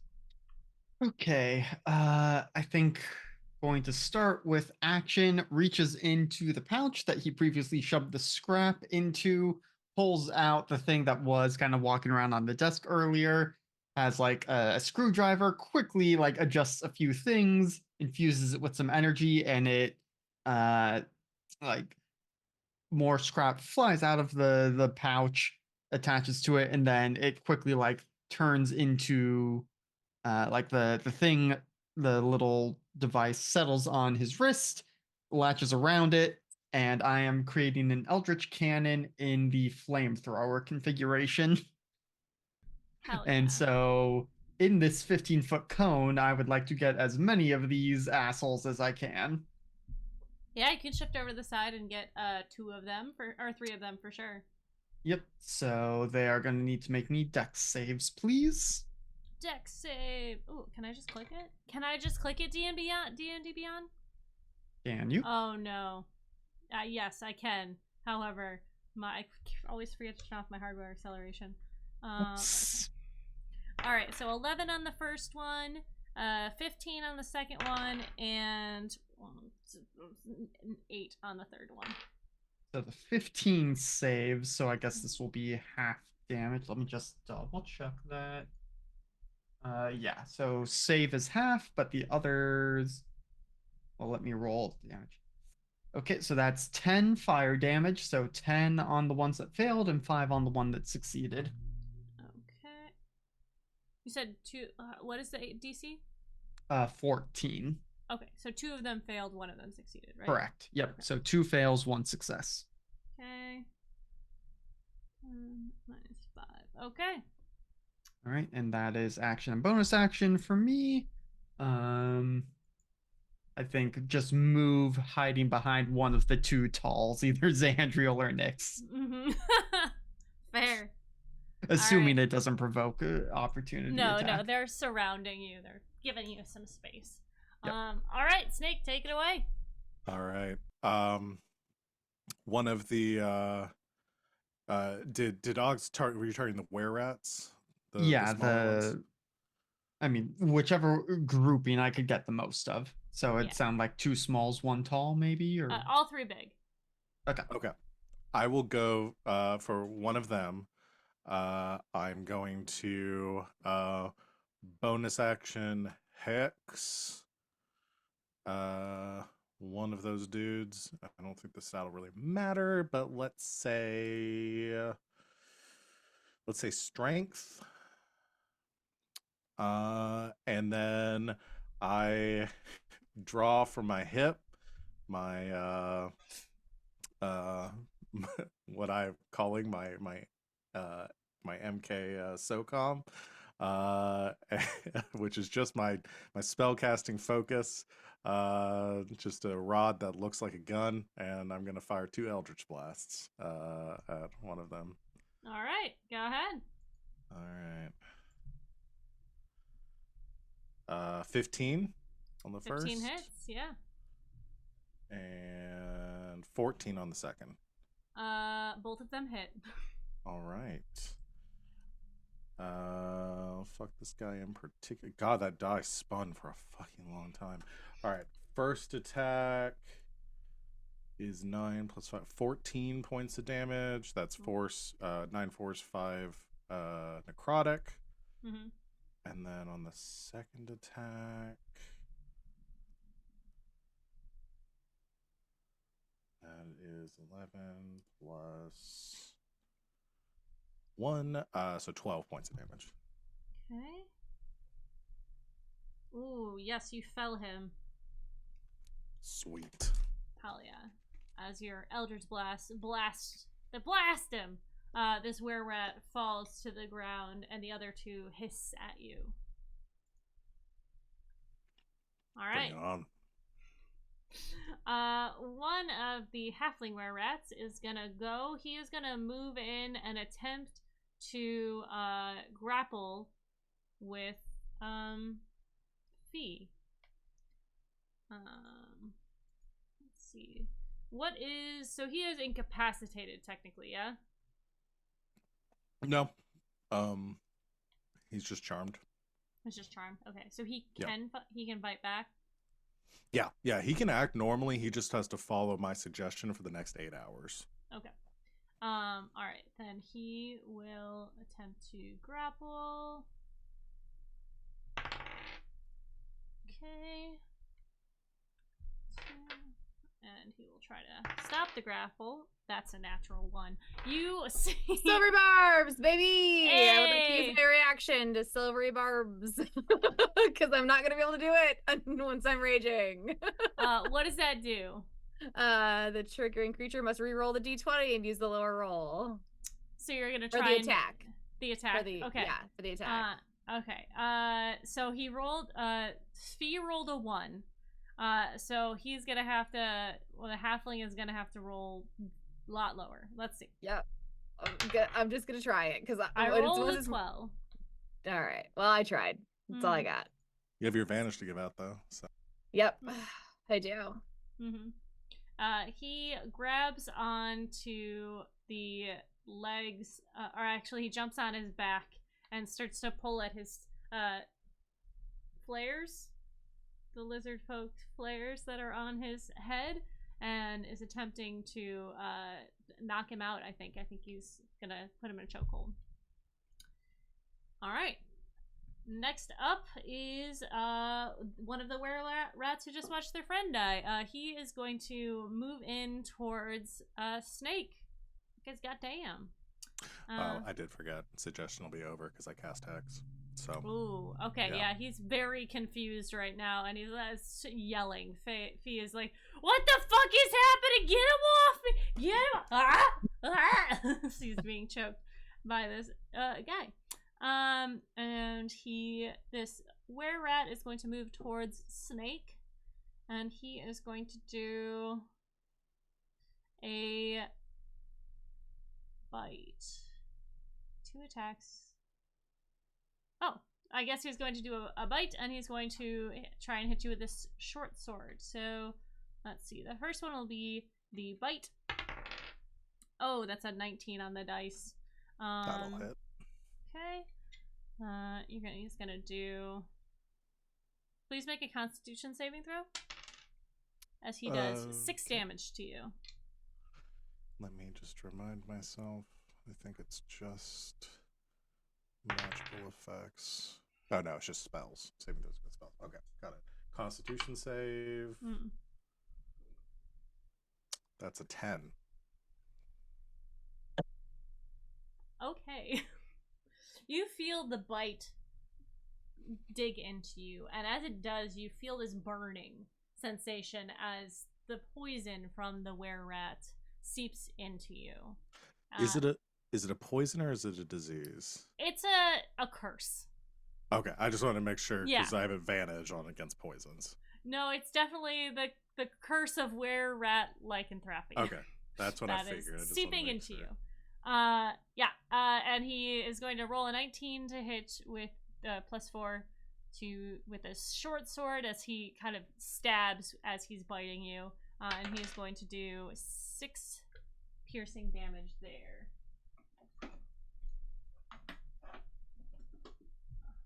I need to get out my Rachel dice so I can. No, you don't. I rolled 2 19s in a row with these. I don't know. Do you want me to keep rolling them? Okay, no. I guess get out the other ones. Let's see if they love me tonight. Okay. All right. That is his turn. Next up is going to be Nyx.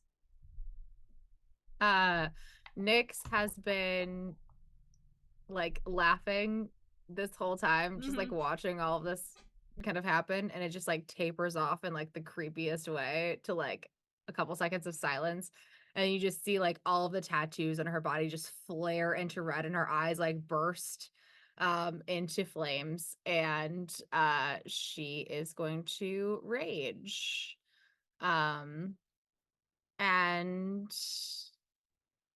immediately gonna use her movement to get to the one who started the whole thing, the leader, the one I'm presuming is the leader, and she will. God, there's so many things even at level 5 with with this character. So we raged, and now we're going to attack with her spear. And Oh god, that was terrible. That's a 9. I don't think that probably hits.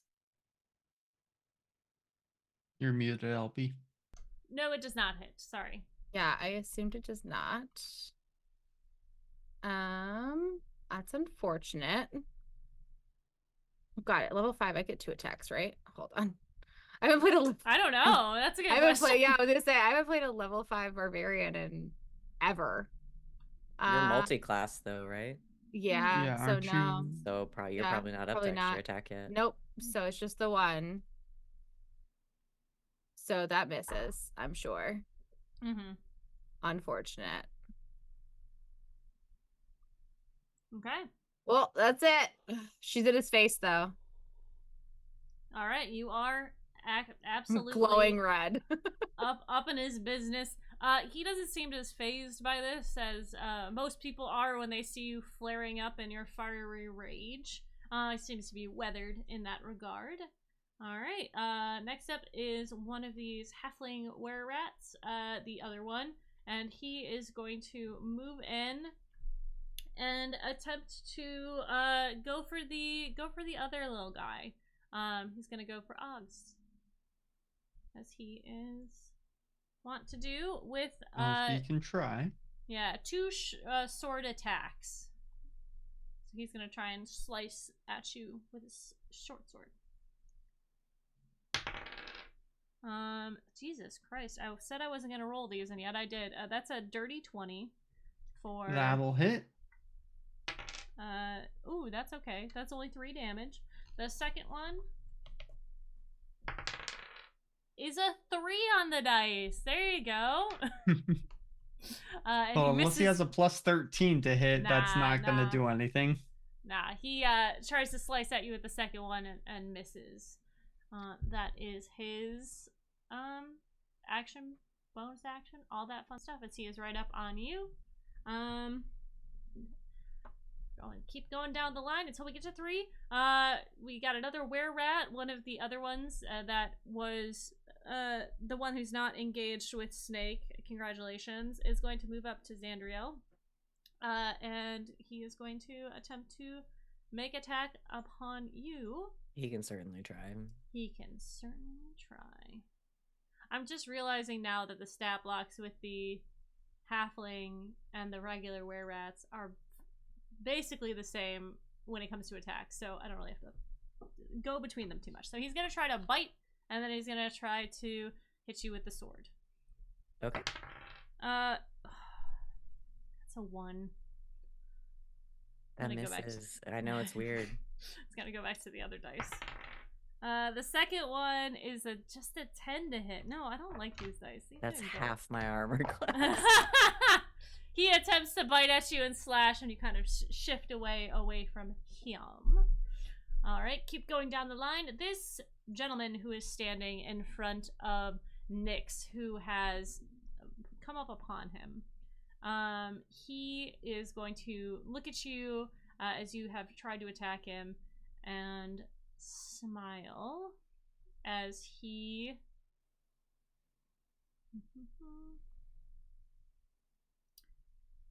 okay, that can't do that yet. So he is going to look at you.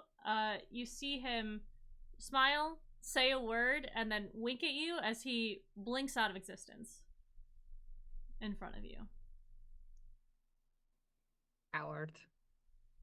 She mutters under her breath. Little. All right. That is going to be his action. And then we're down to 3. That's you, Xandriel. That's me. I rolled a 2. Oh, that were-rat is dead, so now it's your turn. Excellent. I love it.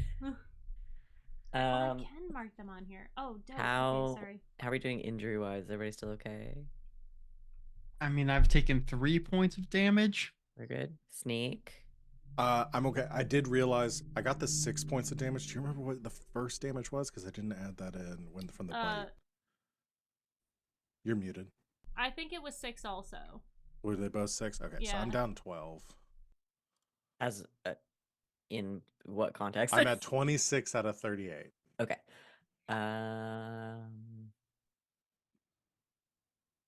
You'll be all right for one more. Yeah, probably. I am going to let's get a little spicy. I am going to bonus action cast spiritual weapon, which matches the flail that Xandriel keeps at his side with the star heads, and I'm gonna put it just right behind old boss man over there. Where he disappeared. Yeah, just in that like general vicinity. So I will have the option. Are any of his guys like next to that spot or? Not really. Nyx had No. moved up and they had moved in to you guys. So you have someone on you. You have that. Yeah, I'm gonna deal with him in a second. Okay. Okay, so on that side, but I'll kind of like move it to the side to get like whichever one of his like lackeys was closest. Okay. To where he disappeared. So I'll get an attack on that one. I don't know Sure. who that is, but fuck them. Fuck them in particular. We'll say it's the one on Oggs. Okay. That is a 21. Okay. To hit. 21 is definitely gonna hit. And that will be, I believe, boy, it's been a minute since I did this. I believe it's gonna be force damage. Yeah, force damage. So Okay. 7, 8, 9, 10. That's 11 force damage Okay. to that guy. And then the guy that is on me, I am going to take the flail, shield in the other hand, and just sort of rear back and just directly down on top of him. Let's go. Let's go. That's a dirty 20. That hits. Okay. What kind of flails. weapon is this? It's a flail. So it's a handle and then 3 chains with like 3 sort of like star-headed. Yeah, just a normal nasty, flail. Like shit. Yeah, just a normal one. No magic, but that's an 8 on the die, so 10. Okay, Whatever your kind of damage hammer, that is. Bludgeoning damage. Your flail smacks into this guy, and as it does, you see it sort of roll off of him as the damage does not take purchase in him in this hybrid form that he is. That was the experiment. There you go. All right. End of the round. I'm gonna stay right here and I'm gonna try to stay side by side with Oggs. He's a little guy. Yeah, powerful guy, little, and he is up now. Okay.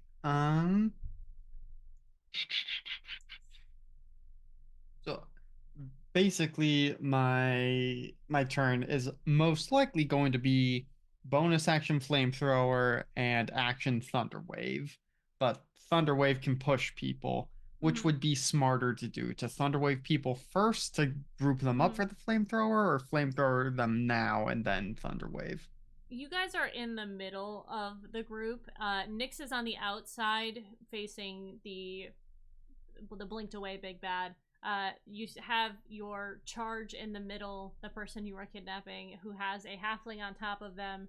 On the other side of the group is Snake in combat with one of the were-rats. And then on your side, you have 2 were-rats. One is on Xandriel and one is on you. Yes. Okay. So sounds like maybe the flamethrower then thunderwave to avoid hitting my new friends. You could yeah, you can try and hit like move yourself around so that you hit the one on Xandriel and you with the flamethrower. You might hit Nyx, but honestly, I don't think that matters. Yeah, I mean, for flame stuff for Nyx, probably not. Yeah. Your girl's fine. Yeah. Like, Oggs is not super worried about friendly fire. Like, he's a little worried, but not super worried. Mhm. Okay, so flamethrower, then If you're thunder gonna hit wave. anybody, hit me. Okay, so flamethrower people is going to be a dex save, please. Okay. That is this guy. Please. Dex is +2. Okay, so and- Nyx definitely saves. Mhm. Oh. Yeah, I do. The first one is a 10. The second one's a 17. 17 saves, but the 10 fails for 11 fire damage. Half on Okay. a success. Okay. And half as much on a success. 25. All right. 5 or Okay. 6 for half. 5. Round down. Okay. Just wanted to make sure. Mm-hmm. Okay, and then let me do a thunder wave as well, which Okay. I've gone from a cone to a cube. Yeah, so if you do a thunder wave where you're standing, you will hit Xandriel with it, because of they are past you. So with the cone, you could like maneuver it that way. Okay, thought. Mhm. If I did fairy fire instead, how many enemies could I hit without hitting any friends? They're all intertwined, like in combat with each other. Yeah. So, I mean, you could hit all of them, but your friends would also get hit. If you need to hit me, you can. I can take it. Okay, so probably doing thunder wave first to try and avoid giving our enemies advantage on us. Mm-hmm. So let me do the thunder wave. Because thunder wave is self, right? So you can't like angle Yes. it. Okay. But I could like it's a cube and I could Shift put back, the corner maybe? of the cube on me Yeah. or Can you do that? I mean I think it's the flat side of the cube is supposed to come from you. okay, I thought think you could that's do the a way- corner. Yeah, I think it has to be like you're at the flat point. From the Okay. diagrams and the DMG, like Yeah, you're the side the way of the that cube. cubes work. Again, Yeah. you can hit me though. I can totally take it. All right. Yeah, I mean Alex feels bad. Oggs barely does, if at all. So that's a con save of DC 14, please. Okay. 15 on the die for the first one, and 9 a con save. That's a failure on the second one. That halfling is not doing well. The one Yeah. directly in front of you. Oh boy, that's max damage. So that's 16 on Thunder Wave. Okay, the halfling in front of you, this halfling were-rat, just sort of like what is it? Ragdolls up into the building behind you as he is destroyed in this. Full Skyrim. Very, yeah. 16 half of 16 is 8. Yes. All right. Okay. And Did so Xandriel also make the save? Yes, I rolled a 20. Okay. okay, good so deal. you'll All right. take 8 thunder damage. And not be pushed back. I remember things. All right. Got anything else, buddy? I mean that's action bonus action. I don't think so. Okay. You can move if you want. The I mean threat in again, front just of you is hiding gone. behind the talls. Yeah, there you go. All right. It's like Nick, I've you are committed up. violence. Hide. I look to this were-rat in front of me, holster my gun, and say, unfortunately, killing is one of those things that gets easier the more you do it.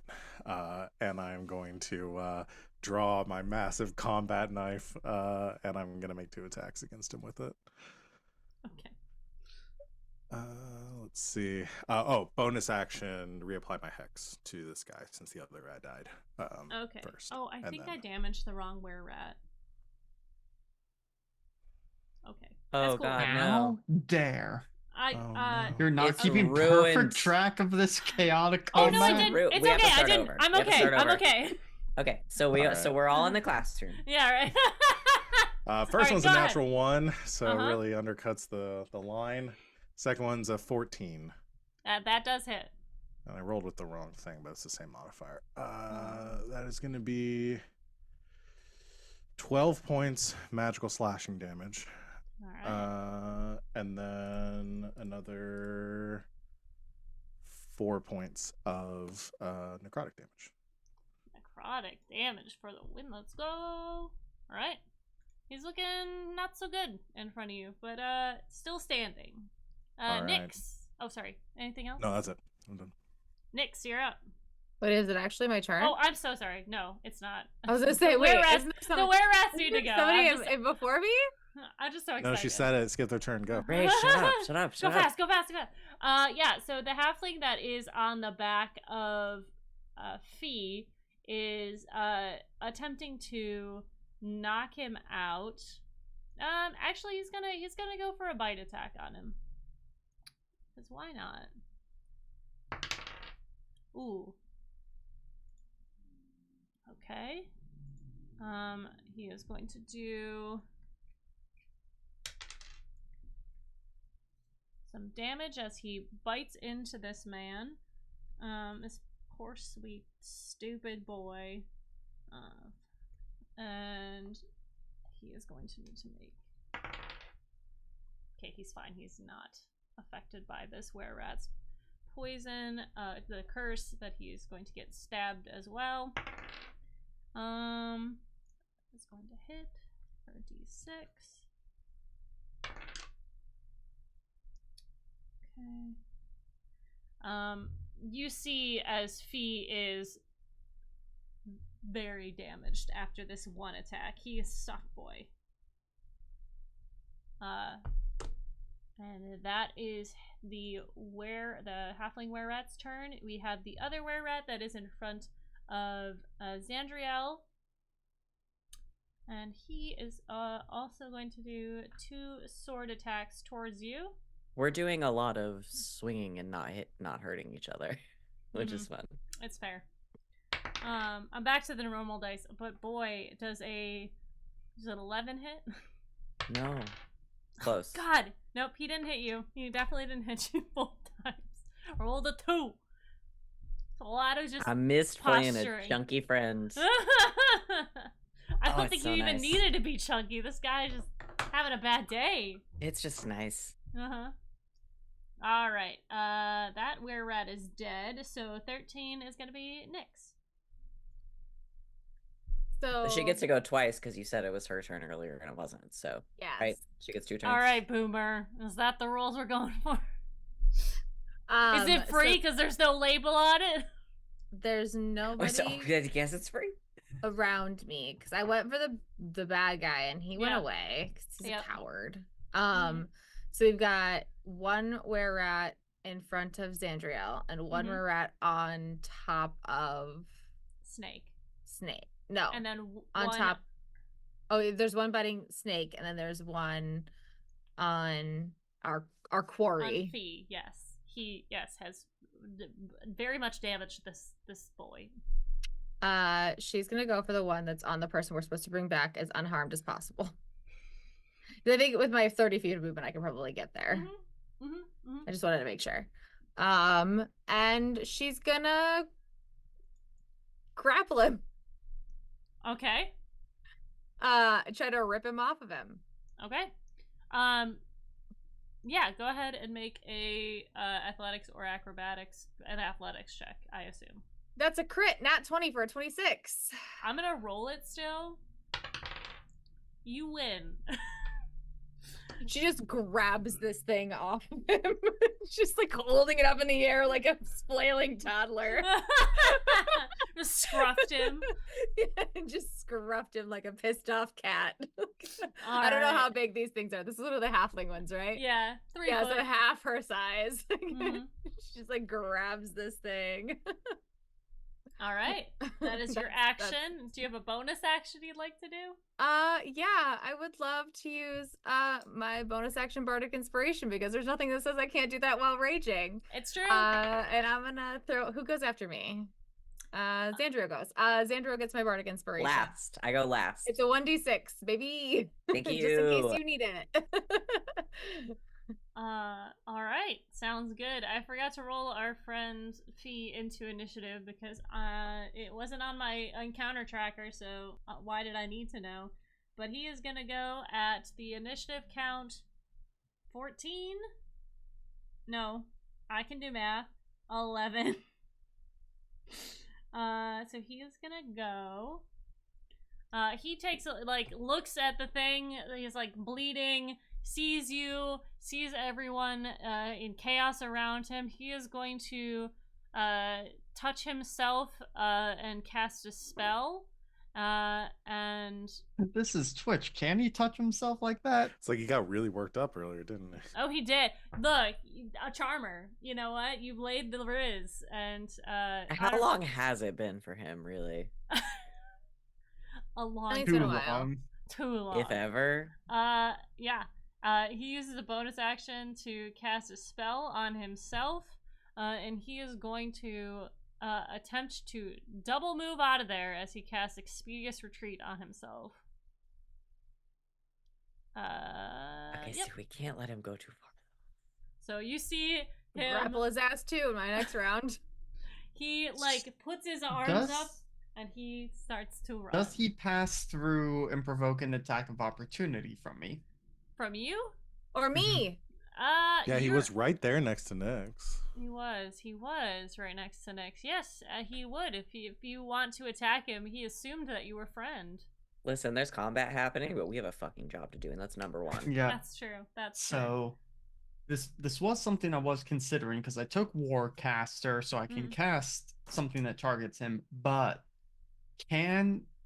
this is a D&D thing. Like, can I wait long enough for him to be past the point where, like, if I cast a ranged spell that targets only him, or am I going to take the disadvantage in order to do the Warcaster casting? So when you're using your bonus, or when you're using your reaction, it is when they exit your space. So you can't like wait for them to be further down to use it. You would have to be like when he is still within arm's reach of you. Is that if I'm understanding it correct? Are you talking about what is the Warcaster thing you're talking Well, about? so Warcaster is just you can cast a spell that targets only them instead of having to do a weapon attack. The only stipulation for Warcaster is that it has a casting time of 1 action and that it only targets that creature. It doesn't differentiate between melee and ranged. And so if I am doing Firebolt, can I wait until he is just outside the he's in melee and that would be disadvantage for a ranged spell attack? Sure. Okay. I don't think technically, but yes. I'm gonna say yes. Okay, so yeah, just so you can because you are starting to cast it as he is running out of your space. I'll say. Mm-hmm. I just feel like the feat would say like, oh, it has to be a melee spell. Mm-hmm. Yeah. Oh yeah, for sure. But it's whether you have a at disadvantage or at a regular attack. I think is the. So, well, we'll see. Okay, so that'll probably hit a 21 to hit. Boy, does it. Okay, and then because we spent so long figuring this out before, I gotta add my of course the arcane firearm is max damage, so that's 12 damage, 4 fire, 8 force on him. He had 2 health. Oops. What's the insta kill? It has to be double your health, right? Double your Well, what is his whatever his max is? Yeah, if he had 15, 2 left, so if his max is 10, it's okay. Yeah, it's like it's double. Okay. It's fine. I got him. Yeah, I think Oggs is basically just like without even really looking at him, and that's probably why it's too powerful. It's just like, no, stop. We'll deal with you later. He falls and just to the blast ground. this guy. Start blasting. He does have a character sheet, so he is not insta dead. He's gonna make death saving throws. Not that you know that, but that is how we're gonna handle it. Okay, that is his turn. And He Xandriel. shouldn't have run. There's a lot of shit going on. He doesn't really know. So. All right, I could have just hit him with the butt of my spear, but okay, we'll almost kill him. That's fine. No, I got it. Don't worry. I'm gonna go ahead and use my because a big boss man hasn't come back yet, right? Yes, it has not been his turn. Okay. Yet. Oh no, you're a 3, right? I'm 2. Oh, 2. I'm sorry. It is his turn. Okay.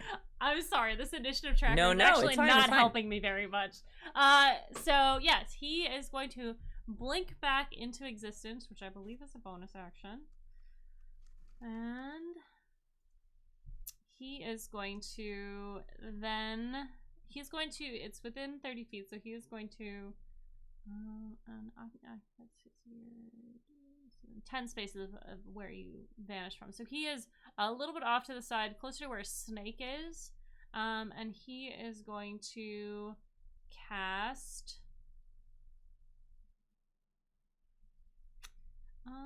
He is going to cast an Eldritch Blast on the person that just took down his quarry, Oggs. And let's see, that is okay. So it's gonna be a spell attack.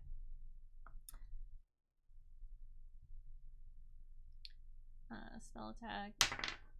That is a 22 to hit. Yeah, that'll hit. Okay. Spell attack on a hit. Targets. Okay. Just 1d10. Just 1d10. Because it's just one beam. Yeah, okay. That is going to be 6 points of force damage. Okay, I can take that. Alright. That is his blink. That is his action.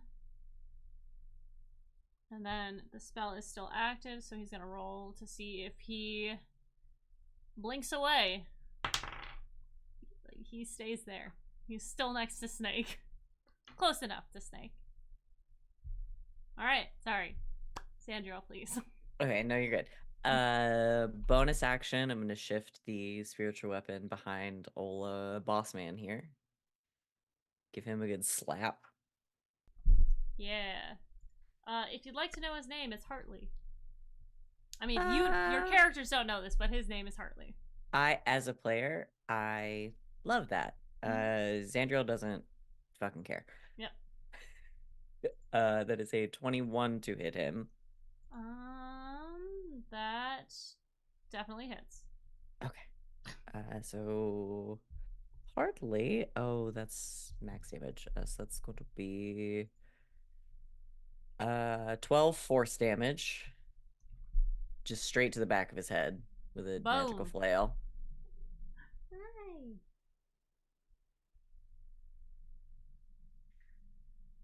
And then is he how many friends do we have left in total? How many? 4 total. Okay, including the big boss. Including Hartley. I'm gonna go ahead and as my action, because spiritual weapon is my bonus action, I will use my channel divinity. And use Twilight Sanctuary. And so the huge sort of embossed holy symbol essentially across Dan's armor, it's the 2 eyes and the stars around it, it glows, and a sphere just of this like twilight and like swirling stars emanates out from him. It's a 30-foot radius, so 60 foot across. It's filled with dim light. It moves with me, and whenever any creature, including me, ends their turn in the sphere, I can grant them either temporary hit points or end a charmed or frightened effect on them. So hell yeah. I'm gonna hold that Okay. until we get to one of my friends and they need temporary hit points. All right. That is a concentration, so you're magical. No, it's channel divinity, so that just exists. Shit. On me. Dope. Yeah. It is for a minute, I think. Yeah, a minute or until you're incapacitated or die. Hell yeah. Yeah, so it's I fucking. know who to focus next. It's really fucking good. No, Which, to be fair, Simon. they're just Fucking they're laugh. temporary hit points, so they don't stack. Yeah. But I can just sort of keep doing that for the next minute. So Hell yeah. All right. and I'll just make sure Oggs is in my periphery. In your line of sight. Yeah, that's it. Okie dokie. Next up is a. Well, nope, that were-rat's dead. Okay, Simon, I can be loud. I'm sorry. Next Let him up play, is gonna, ref.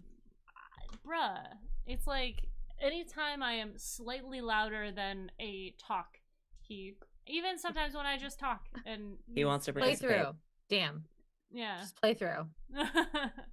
All right, Oggs, you're up next. There is a. Do you take the temporary hit points now? Yeah. It would be at the, I think it's end turn. Yeah, ends your turn this year. So. Okay, so make sure you get those. It is your turn, Oggs. So when I end my turn, I add the temp HP. Yeah. Okay. I'll roll them. So how many people are still up? Including the Archfey, the Warlock, it is 4. The Archfey? The Archfey? He's a Sorry, Warlock I'm of the sorry. Archfey, I'm sorry. Freudian slip, what? It says Warlock of the Archfey, I'm sorry. Okay, so how many enemies? 4. Okay. How many can I hit in a cone and or cube? Since you are free, you could go over to where Snake is and hit 3 of them. Okay. If you I would wanna- like to hit 3 of them with Okay. a web if I can. Oh shit. Okay. So Dex save 14. Okay, so you're gonna hit one of the were-rats, the halfling were-rat, and the warlock. Okay, the halfling were-rat definitely misses. This were-rat, you said a dex save? Yes. 13 does not make it. Correct. And I take it a 5 doesn't also. Nope. You failed me again, dice. How dare you? All right. So did they all fail in the web? They did all fail. This was Okay. a cone, right? So web is a cube. It's a 20-foot cube. But you can point at it. Okay. Right. Right. But the web is really not going to be up there for very long because for my bonus action, I'm going to flamethrower them, and the webs are flammable. Oh, so shit! they're going to take an Yes! extra 2d4 for starting in the Let's fire. Go. But I suppose, well, they get a dex save against the flamethrower, but they're restrained from the web until it hits. So disadvantage on their dex save. Or do they just fail the dex save? They're restrained. Correct. Okay. Is restrained fail or disadvantage on dex save? I will have to look. Rules. Restrained creatures can be, speed becomes 0. Attack rolls against the creature have advantage. The creature has disadvantage on dex saving throws. Okay, so they do get a save. Just have to do it at disadvantage. We'll see. Okay, that's a fail. Okay, that's a natural 20 on the second one. And, ooh, okay, 17. Battle save. Okay, the second were-rat. And then this is the warlock. Okay, that's a 19. We're getting back to it, guys. And a 15 on the dice, so that's 15 17. still succeeds. Okay, Let's so go. it sounds like one of them Takes fails full against damage. the flamethrower. Okay, so let me do that. Though all of them will still take the 2d4 for starting in the fire. Uh-huh. They're taking it. The there. other two are gonna take half, right? Yes, Or- they'll take half on this, Okay. but then they'll all still take 2d4 for starting in the fire. Okay. 2 6s for 12 fire damage, so 6 for the ones that saved. The one in front of Snake is looking real rough. That's 6. All right, damage. but that is action was web, bonus action was the flamethrower, and that is it for me. Okay. And as you end your turn in the Twilight Sanctuary, I roll max, so you get 11 temporary hit points. I did How also do I actually just click on the little double line in right underneath temp. there and it it'll leave is. the number in. And it did say whenever a creature, including you, ends its turn in this sphere. So I've also Yeah. got some temporary points. Hell yeah. All right. Snake, you're up. All right, so I still got the one were rat in front of me. Yeah, he looks real rough. And now you see the warlock is also right Yeah. there. I'm gonna go ahead and take my attack against the one in front of me and try to finish him off. He's still restrained, right? Correct. In the web. Okay. Yeah. So Yes. He dodged he just out has of the flaming way. webs He on him. ducked, but yes, he's just still restrained. All right. So first attack. That's the 20 to hit him. That hits. That is 11 points of slashing. Do I need to do the No. hex damage? Okay. Yeah, you have a magical blade, correct? Yes, I do. Okay. Yep. My pact weapon. You end this were rat. Then in that case, I'm gonna close the gap with Boss Man, Mm-hmm. and I'm gonna bonus action Hexblades curse him. Okay.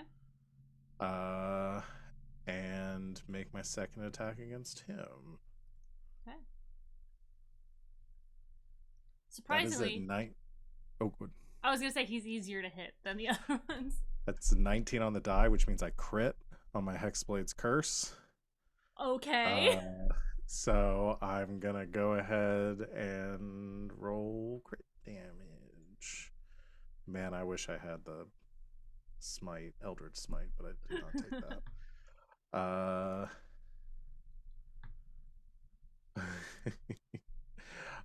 That is gonna be 27 points of damage to him. That's a big hit. He did That not is a like big that. He is looking rough also now. Actually, the same amount of rough the other guy was just a second ago. Perfect. Yeah. That is it for my turn. Do you want temporary Alright. hit points? I would love temporary hit points. You end your turn in the sphere, baby. You can have them. 9. All right. 9. Love that. Oh god, it just like got stuck and went up to like 90. Okay. Woo! 9. There we go. All right. As long as Next, little stars are just falling on my friends and just they like light for a little bit and kind of sink into the sky. yeah, like a little blessing. All right. The other were rat is the halfling were rat is seeing all of his friends fall down around him, but he is currently in a web that is on fire. What happens to him while he is in a web that's on fire? Alex. I mean, I think he dies. Oh, it is 2d4 additional fire damage for being in the web. Okay. When it is flammable. So let me roll 2d4.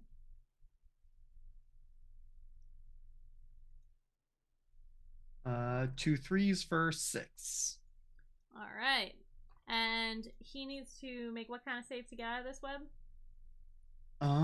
So I think with web, I would imagine that once I've lit it on fire, like it's gone. Yeah, but if you're willing to say like the web is still there and it's just on fire, like it is a strength check to get out of the webs.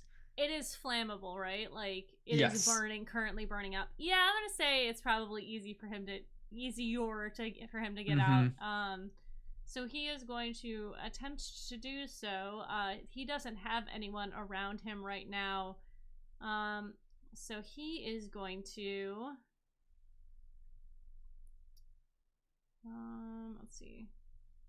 He's going to use his action to turn into a giant rat. And then he's gonna skedaddle for his movement, which is 30 feet? 30 feet. So he moves away from what's going on. This bad news bear situation that he finds himself in. Alright, that is his turn. Dead. Next up is Nyx. You got the big bad and one more were-rat. I had one That of these is n- grappled, and I was trying to figure out which one it was as we were going. Oh! You're right. You did. That was the halfling.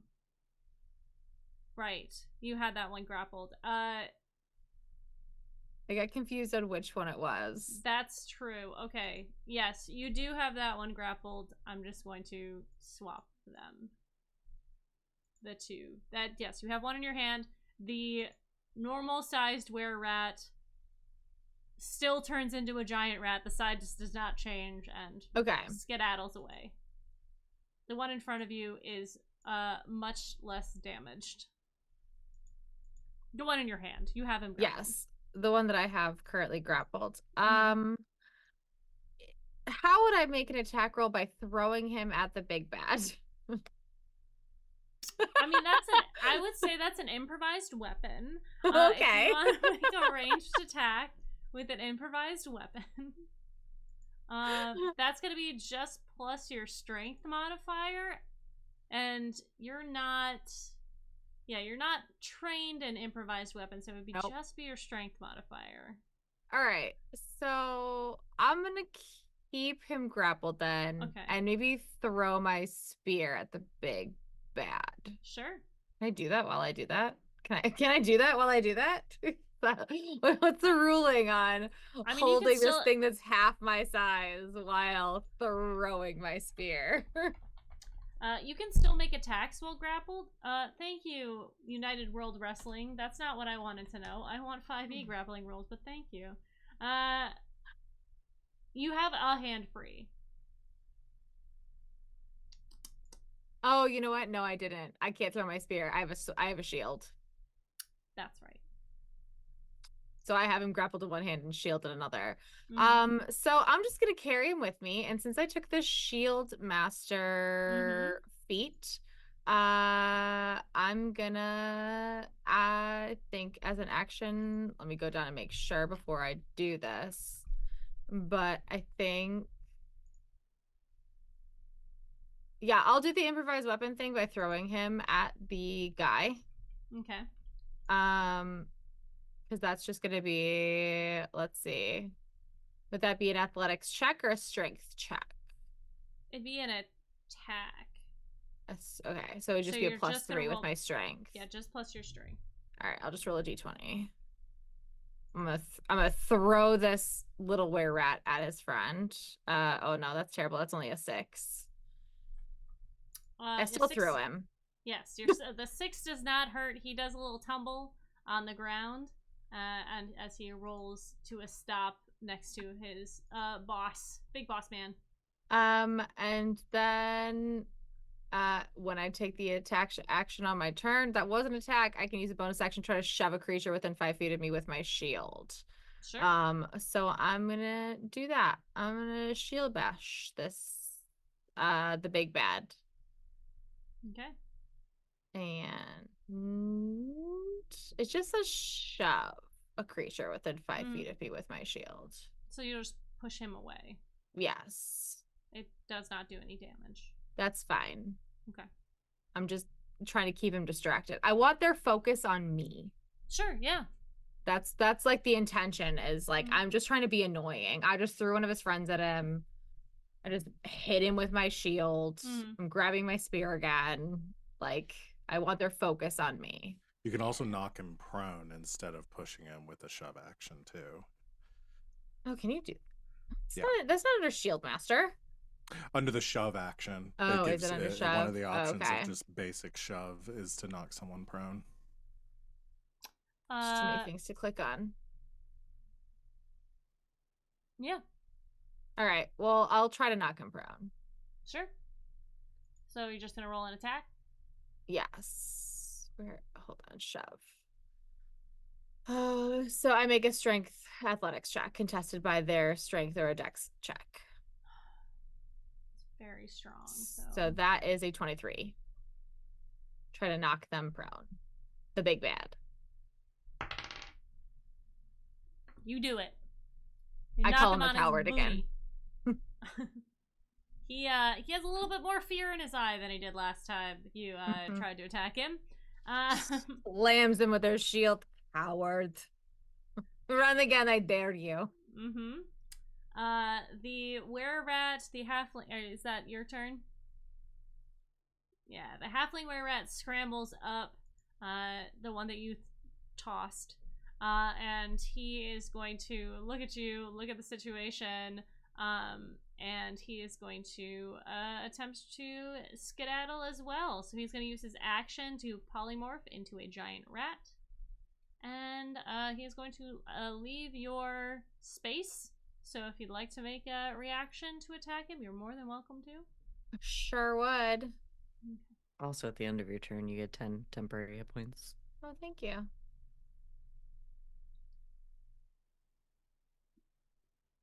Added.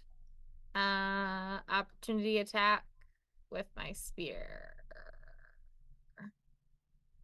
That would be a 16 plus. So that's a 18 to hit. That does hit. Okay. Then that will also be. Hold on, I have to find my radiant damage. Is it just a normal spear? It's just a normal spear. Okay. So, but because I am Path of the Zealot, my first attack does radiant damage. Hell yeah, let's go. I have to find it. There was a thing. What are you looking for? Oh, Divine Fury. That's what it is. Sorry. It's Divine Fury. So it's going to be 1d6 plus 2. So that's going to be 6 radiant damage on top of the spear damage, which, by the way that you said a thing, it feels like that's not going to hit.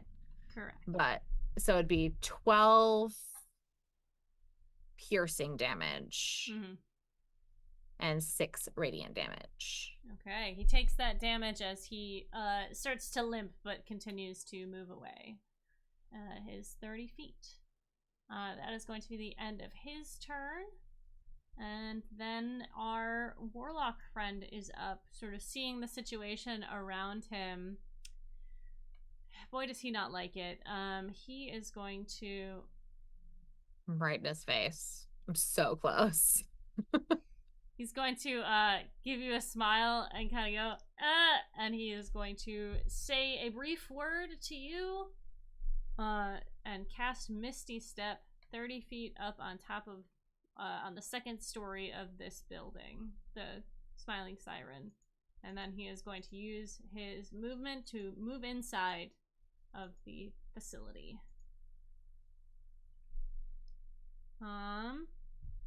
And then it is, oh, well, hold on.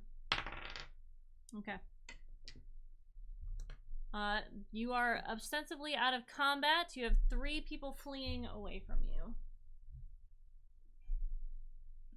And 1 dying lizard folk.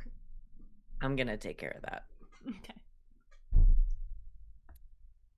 I will cast Spare the Dying Okay. on our lizard friend, and he becomes stable. Okay. He's still passed out, but you see his breathing sort of normalize. He'll live. Well, that's Do we- good. Do we chase or do we just bring her back? You see like the fire like flare from her eyes and her tattoos start to like chill out. Probably get him back before he gets himself in more danger. Fine. Ariel picks him up and puts him on her back like fireman carries him. It's hot. Anything you guys want to do? One leg under this arm, body over this arm. Is there anything you guys want to do on your way back?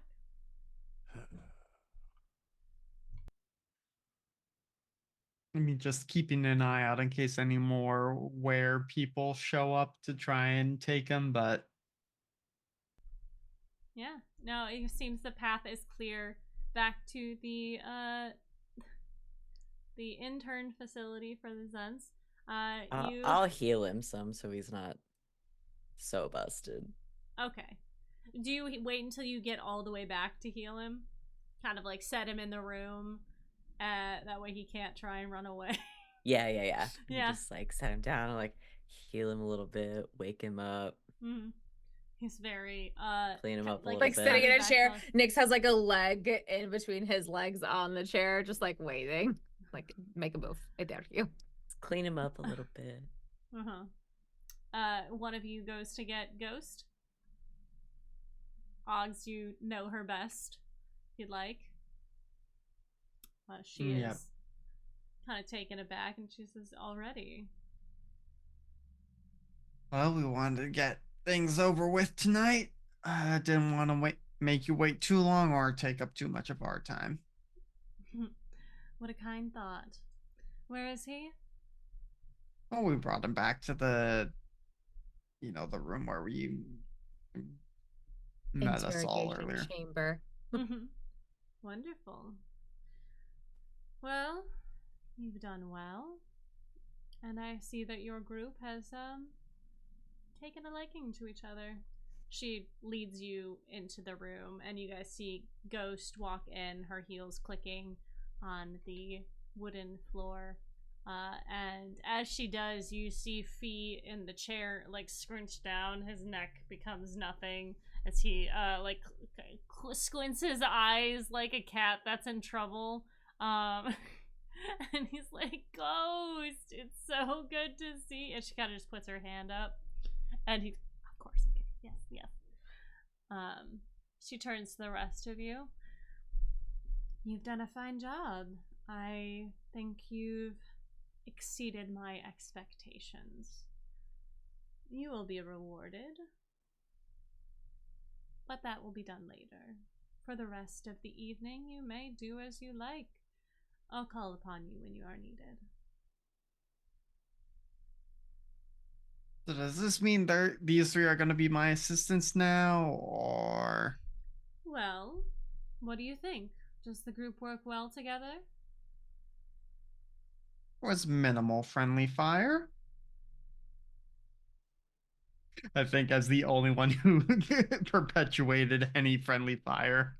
Xander's just like nodding along, like, yes, that's true.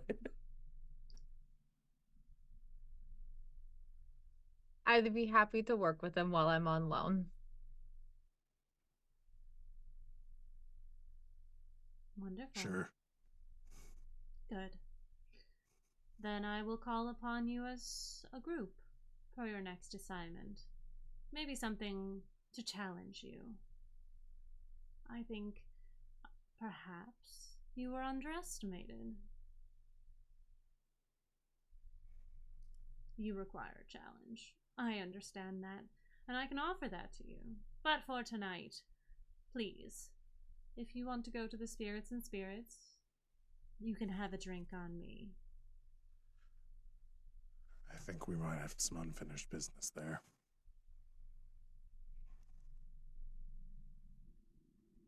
Wonderful.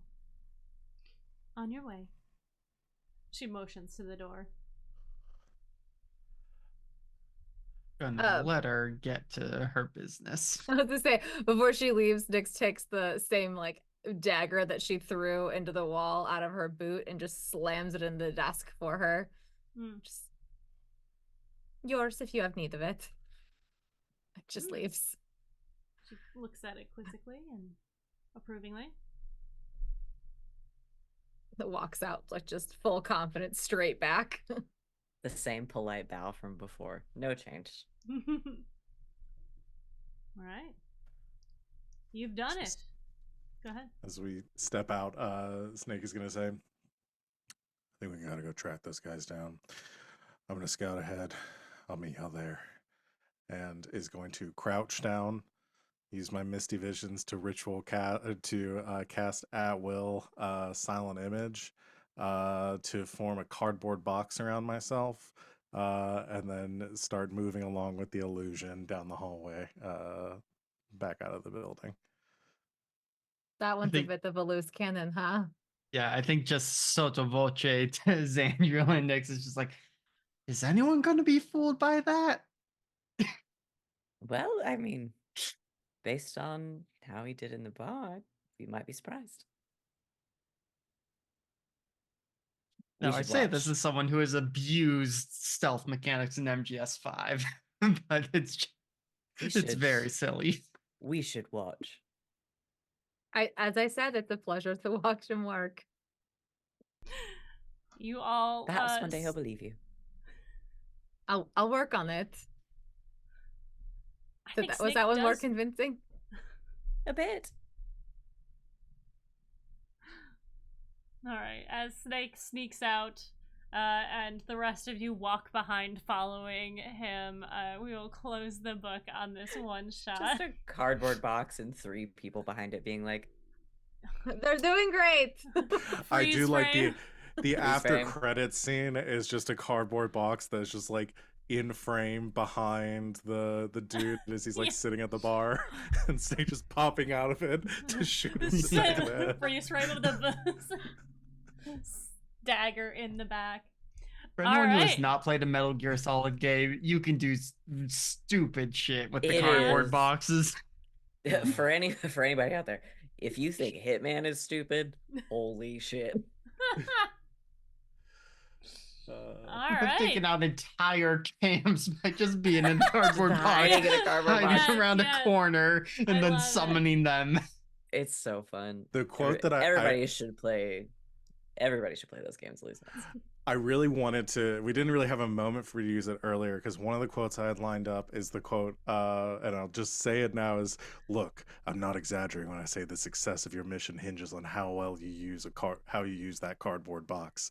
But in the end, a cardboard box is only made of paper. Handle it with care, and it won't be or it won't be much use to you. Don't think of it as just another box. Treat it with love. Don't be rough, okay?" What is this game? Everybody should play. Metal Gear Solid Metal Gear is The franchise. It is a solid game, is what it is. Ayo. I'm a big champion of 5, but like everybody should play those games. There's one for Mhm. there's a Metal Gear Solid game for there's Yeah. a Metal Gear for Oh, everyone. yeah. 5 is the most accessible, but it's also probably the least complete Metal Gear game. Yeah. Mhm. Yeah. All right. Find the Metal Gear that's right for you. Yeah. Check Be out the Metal Gear you want to below. see in the world. Yeah. Check out the list below. Hit the doobly-doo. All right. Do you guys want to do stars for this? Stars and wishes, I guess? If we do We can do this. stars. Two Sure. stars. Yeah. All right. Who has one? I do. Yeah, my star goes to strong bitch Nyx. That's what she's been in my brain the entire time. Yeah, it's simple but fun. It's a fun bit, and I would love well for all of these characters, but I would love for her and Zan to have like just some time to talk to each other. That would be my wish, is that I would love for these characters to have time to like sit down and talk to each other about stuff, because I think it would be truly fascinating. But yeah, No, strong bitch Nyx let's is have my- let's have like a low, like chill, like we don't have anything else to do night where we all just like have these characters around a campfire and just chill. like sit around and talk to each other. Netflix and chill with I- these characters. I would. It doesn't even have to be on stream. I would do that in a fucking heartbeat. I think it'd be so good. But yeah, I think they'd have a lot to talk about. Hell yeah. So I'll make that my wish. All right. Who's next? We don't need to call on people.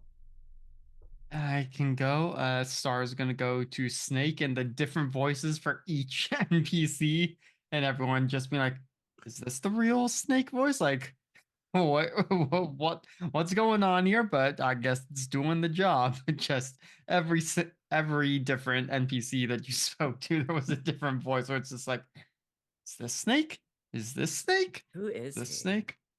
45 different snakes in a costume. And that's how you get a Gorgon. Uh, I can go. If you go, do no, it. you go. Go. No, you go. No, you go. All right. You spoke first. I'm going to give my star to Van for Zandriel because Zandriel had a vibe that honestly I think everyone in the group was scary in a different way. Zandriel, the more they spoke, the more terrified me. Just like That's what I was going for. just like an existential dread of like, this person has organs in their basement in jars, and like I don't know why, it's just like you got real serial killer vibe like pretty quick. Good. And I did enjoy that. It wasn't what I was expecting at the beginning, but They're very sweet, but astral elves have a particular sort of way of being in that when they're in the astral plane, they just don't age.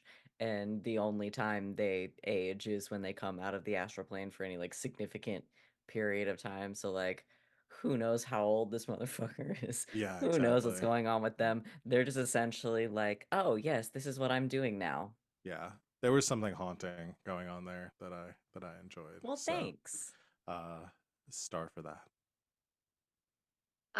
My star then is gonna go to Alex because I really enjoyed the whole character of Oggs was hilarious, but the particular like I'm gonna cast a web and then I'm gonna light it on fire. Just like it really just absolutely sent me. I was like, it was just like, I'm gonna cast a thing. By the way, these are flammable. Also, I'm gonna use my flamethrower now. It was just so good. And I A just real loved wombo that moment. combo. Yeah, it was just Yeah. a real like, I'm gonna trap them in web and then I'm gonna light it on fire and see what happens. And I was Yeah. like, oh shit. And somehow I'm the scary one. I Yeah. was like, oh shit. Look, everyone is scary in their own way. Yeah. Everyone's scary in their own way. And then and a bonus star to Van / Zandriel for playing what I imagine is the astral elf version of the character you played in my Alien RPG game. Yeah, kinda. it Yeah. was it was very similar vibes, and I was like, is this the same person? Hey, And you I don't know. really liked it. And Maybe it in a made me, previous it, life. it made me very happy to imagine them being the same person. And that's it. I wanna chill night where we're like, oh, you know what? We've got like 2 hours. You guys wanna hang out and just play these characters on a campfire for like a little while? I would literally love to do that. It would just Let's be have so dinner silly. in character. I want to fucking. Let's have dinner in character, Yes. guys. Let's do that. Yes. You guys want to do it on stream? We'll all like order the same thing. It's a and we'll just like mukbang. hang out. Yeah. Yeah. All right. I'm gonna give a Playthings start. mukbang? Is that Yeah. Oh the yeah, thing for sure. as a title? Sunday night. Yeah. I'm gonna give a start at everyone because I feel like I want to and I need to. For Snake's ability to just shift a character almost completely, and like the reaction that everyone had to that was great. The flirtiness was amazing with a man who hasn't been flirted with in 16 years, since he was a teen. Og's like just confidence in the Alex, your ability to create situations and like not game the system but use your character in a very effective way like gives me inspiration because I'm going to play an artificer soon. So I loved your every way you attacked and went about things, and just his confidence in like, oh yes, these are my minions, obviously. Like I'm in charge here. And I love Nyx in general because I got to play with Nyx for a long time. But just her confidence and this our not Rod of Seven Parts game, but seeing her in a different light was very nice for me as a GM and as the player who was playing with her. And then Zandriel is just I thought was going to be too sweet for this world, but boy was I wrong. Just the kindness. After when we were talking about characters and I was like, I knew the beginning scene that was going to happen and I was like, gosh, I hope that this isn't going to make them go, no, I'm out. And they were just like, yeah, absolutely. You should have killed him, obviously. You sent me the message like, I think everyone else is too wholesome and you're like the murdery one. Yeah. To me, it was like so funny. And then they did this group and I was like, oh, no, we're the good. scary one. If there's anything I've learned in my time throughout the plains, it's that our actions have consequences. Mm-hmm. They do, and they did. Boy, yeah, I'm excited if we get back into this to maybe go on a mission to hunt down some were-rats. Yeah. Also, sorry, Tanya. The playthings is on hold. We're just gonna follow these Look. weirdos for the next 100 episodes.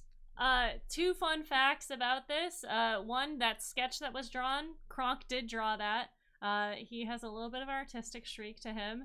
And the character that you dealt with at the end, Hartley, is named Hartley Rathaway, who is named after the Pied Piper from the DC universe. So it's just fun facts there. That's it. But that's it for us. Why don't we go around and have everybody say who they are and where you guys can find them. Let's start with Val. I turned on my fan, so I'm sorry there's a little bit of background noise here. Just getting warm. Hi, everyone. I'm Val. You can find me at the Kraken's Crown, mostly over on GGK. I run a couple of games over there. You can join us tomorrow for the next installment of Red Jenny. We're playing the Dragon Age TTRPG, and 8 o'clock Eastern Time, doing some Casino Royale kind of shit right now. So come join us there. That's me. Alex. Hello, I am Alex OMG. It's some guy on the internet, mostly just here on Sundays, but you can check out GGK's YouTube for all the terrible shenanigans I've been part of. I mean, it hasn't just been on GGK, but just so many times where I have caused so many of my fellow players to cringe out of camera frame. It's a skill. Yeah, those have been some of the highlights. If you want to look for that on this channel, watch the what did we call that series? The Mask series? Our Mask series? Yeah. Yeah. What did we call it? What was Square it? Squad? Square Squad. No, Squire Squad was on No, GGK. the one here. Oh, one on- here? Yeah. Heroes in Training. Yep, Heroes in My Hero Training. Academia. Yeah. My Heroes Academia. Just on at least 3 occasions, I've caused everyone to cringe out of frame with my character choices, which I am taking as a compliment, because if I don't, should I be will proud. cry. No, you should be proud of them. But yes, you can see at least one instance of that on the Hack Recklessly YouTube. Otherwise, check the GGK Good Game Nights YouTube for more of me. And that's me. I think I'm up next. Hi, I'm Rachel Elizabeth with the Z and then we'll 7S. Other highlights from the Heroes in Trading, if you watch that whole series, are a really intense fight between Van and I. I just would like to say there's a common denominator in all of There's these. a common denominator in all this, and it's Van. And I'm realizing it's me. You're Fuck. so fun to fight with. I love it. Van and I either fight or flirt. There is no in between in games. There is no in between in games with us. We'll get to the next few episodes of Playthings of the Gods and see if maybe it's both. Maybe it's both. And yeah, and another gem, as Alex put in chat, is It's Not About You, Carter. If you get to that episode, you'll get to see literally all of these things, basically all in one episode. And it's a great time. I am here on Sundays. I am on GGK every other Wednesday. I think next time we'll be doing our Star Wars 5e game is on the 1st. And I'm there on Saturday mornings playing some high-level D&D 5e as well. And that's where you can find me doing things on the internet. It's me. I'm Van. You can find me on the internet at Van, but Wilder, pretty much wherever you can find people on the internet. Mostly, I am just hanging out in the Discords, both the Hack Recklessly and GGK Discords, and streaming several times a week here on Sunday nights, and then over on game nights, Game with 2 Gs and Nights with a K, playing in several games, and then running D&D 5e on Saturday mornings. We will be off for the next week, but because I'm traveling, but week after, we will be back. We are deep into the high-level Candlekeep mysteries, and I am so excited to get to this next bit. It's gonna be so spicy and so wonderful, and I'm just excited to be running it for the people I'm running it for. So yeah, coming out with us. It's 11 a.m. Eastern time on Saturday mornings. All right, I'm LB Hackemup. I've been your dungeon mistress for the evening. You can find me at LB Hackemup on the Twitters and the Instagrams. I'm here at Hack Recklessly and on the YouTube if that's where you're watching. Also, we have a Spotify where there will be a new Monster of the Week show out in the next couple months. Maybe we'll see how long it takes me to get it out. But we filmed it today, and it's a fun one for sure. It's a mall adventure where the characters are pretty green when it comes to hunting, and it's a lot of good character moments. It takes place in the 80s, so it's a lot of fun. The next time this channel is going to be live is on Thursday. Next week, Friday, Ren will be streaming a little bit earlier than normal. And then Sunday, we're going to do a game or something. We'll figure it out next week. We won't be playing Playthings. But after that, we're going to be back with Playthings. And we're going to go do a big old fight, I think. Or at least start one. God damn. Level 15 combat gets scary. So I'm not going to use the combat encounter thing from D&D Beyond because it did not work out well for me. I did not focus it well enough. I need it written down in front of me, and that's the kind of person I am. And besides, we how all can learn things. Chompy the Awakened fit into an encounter builder? Yeah, there's no way. He's too big. He's too He's big. too big. And Too too Too scary. hard. chompy. And too chompy. And too chompy. Yes. But I'm excited for that. Thank you guys so much for watching. Thank you to my players for hanging out tonight and playing in this wonderful one-shot. I think it was wonderful, but, you know, whatever. All right, guys. It's fine. It's fine. No, it Until was next wonderful. time, enjoy the alien end scene because I apparently forgot to make one for this one shot. I just forgot when I was making them yesterday. So I'm LB Hack 'em Up. Hack recklessly. Bye.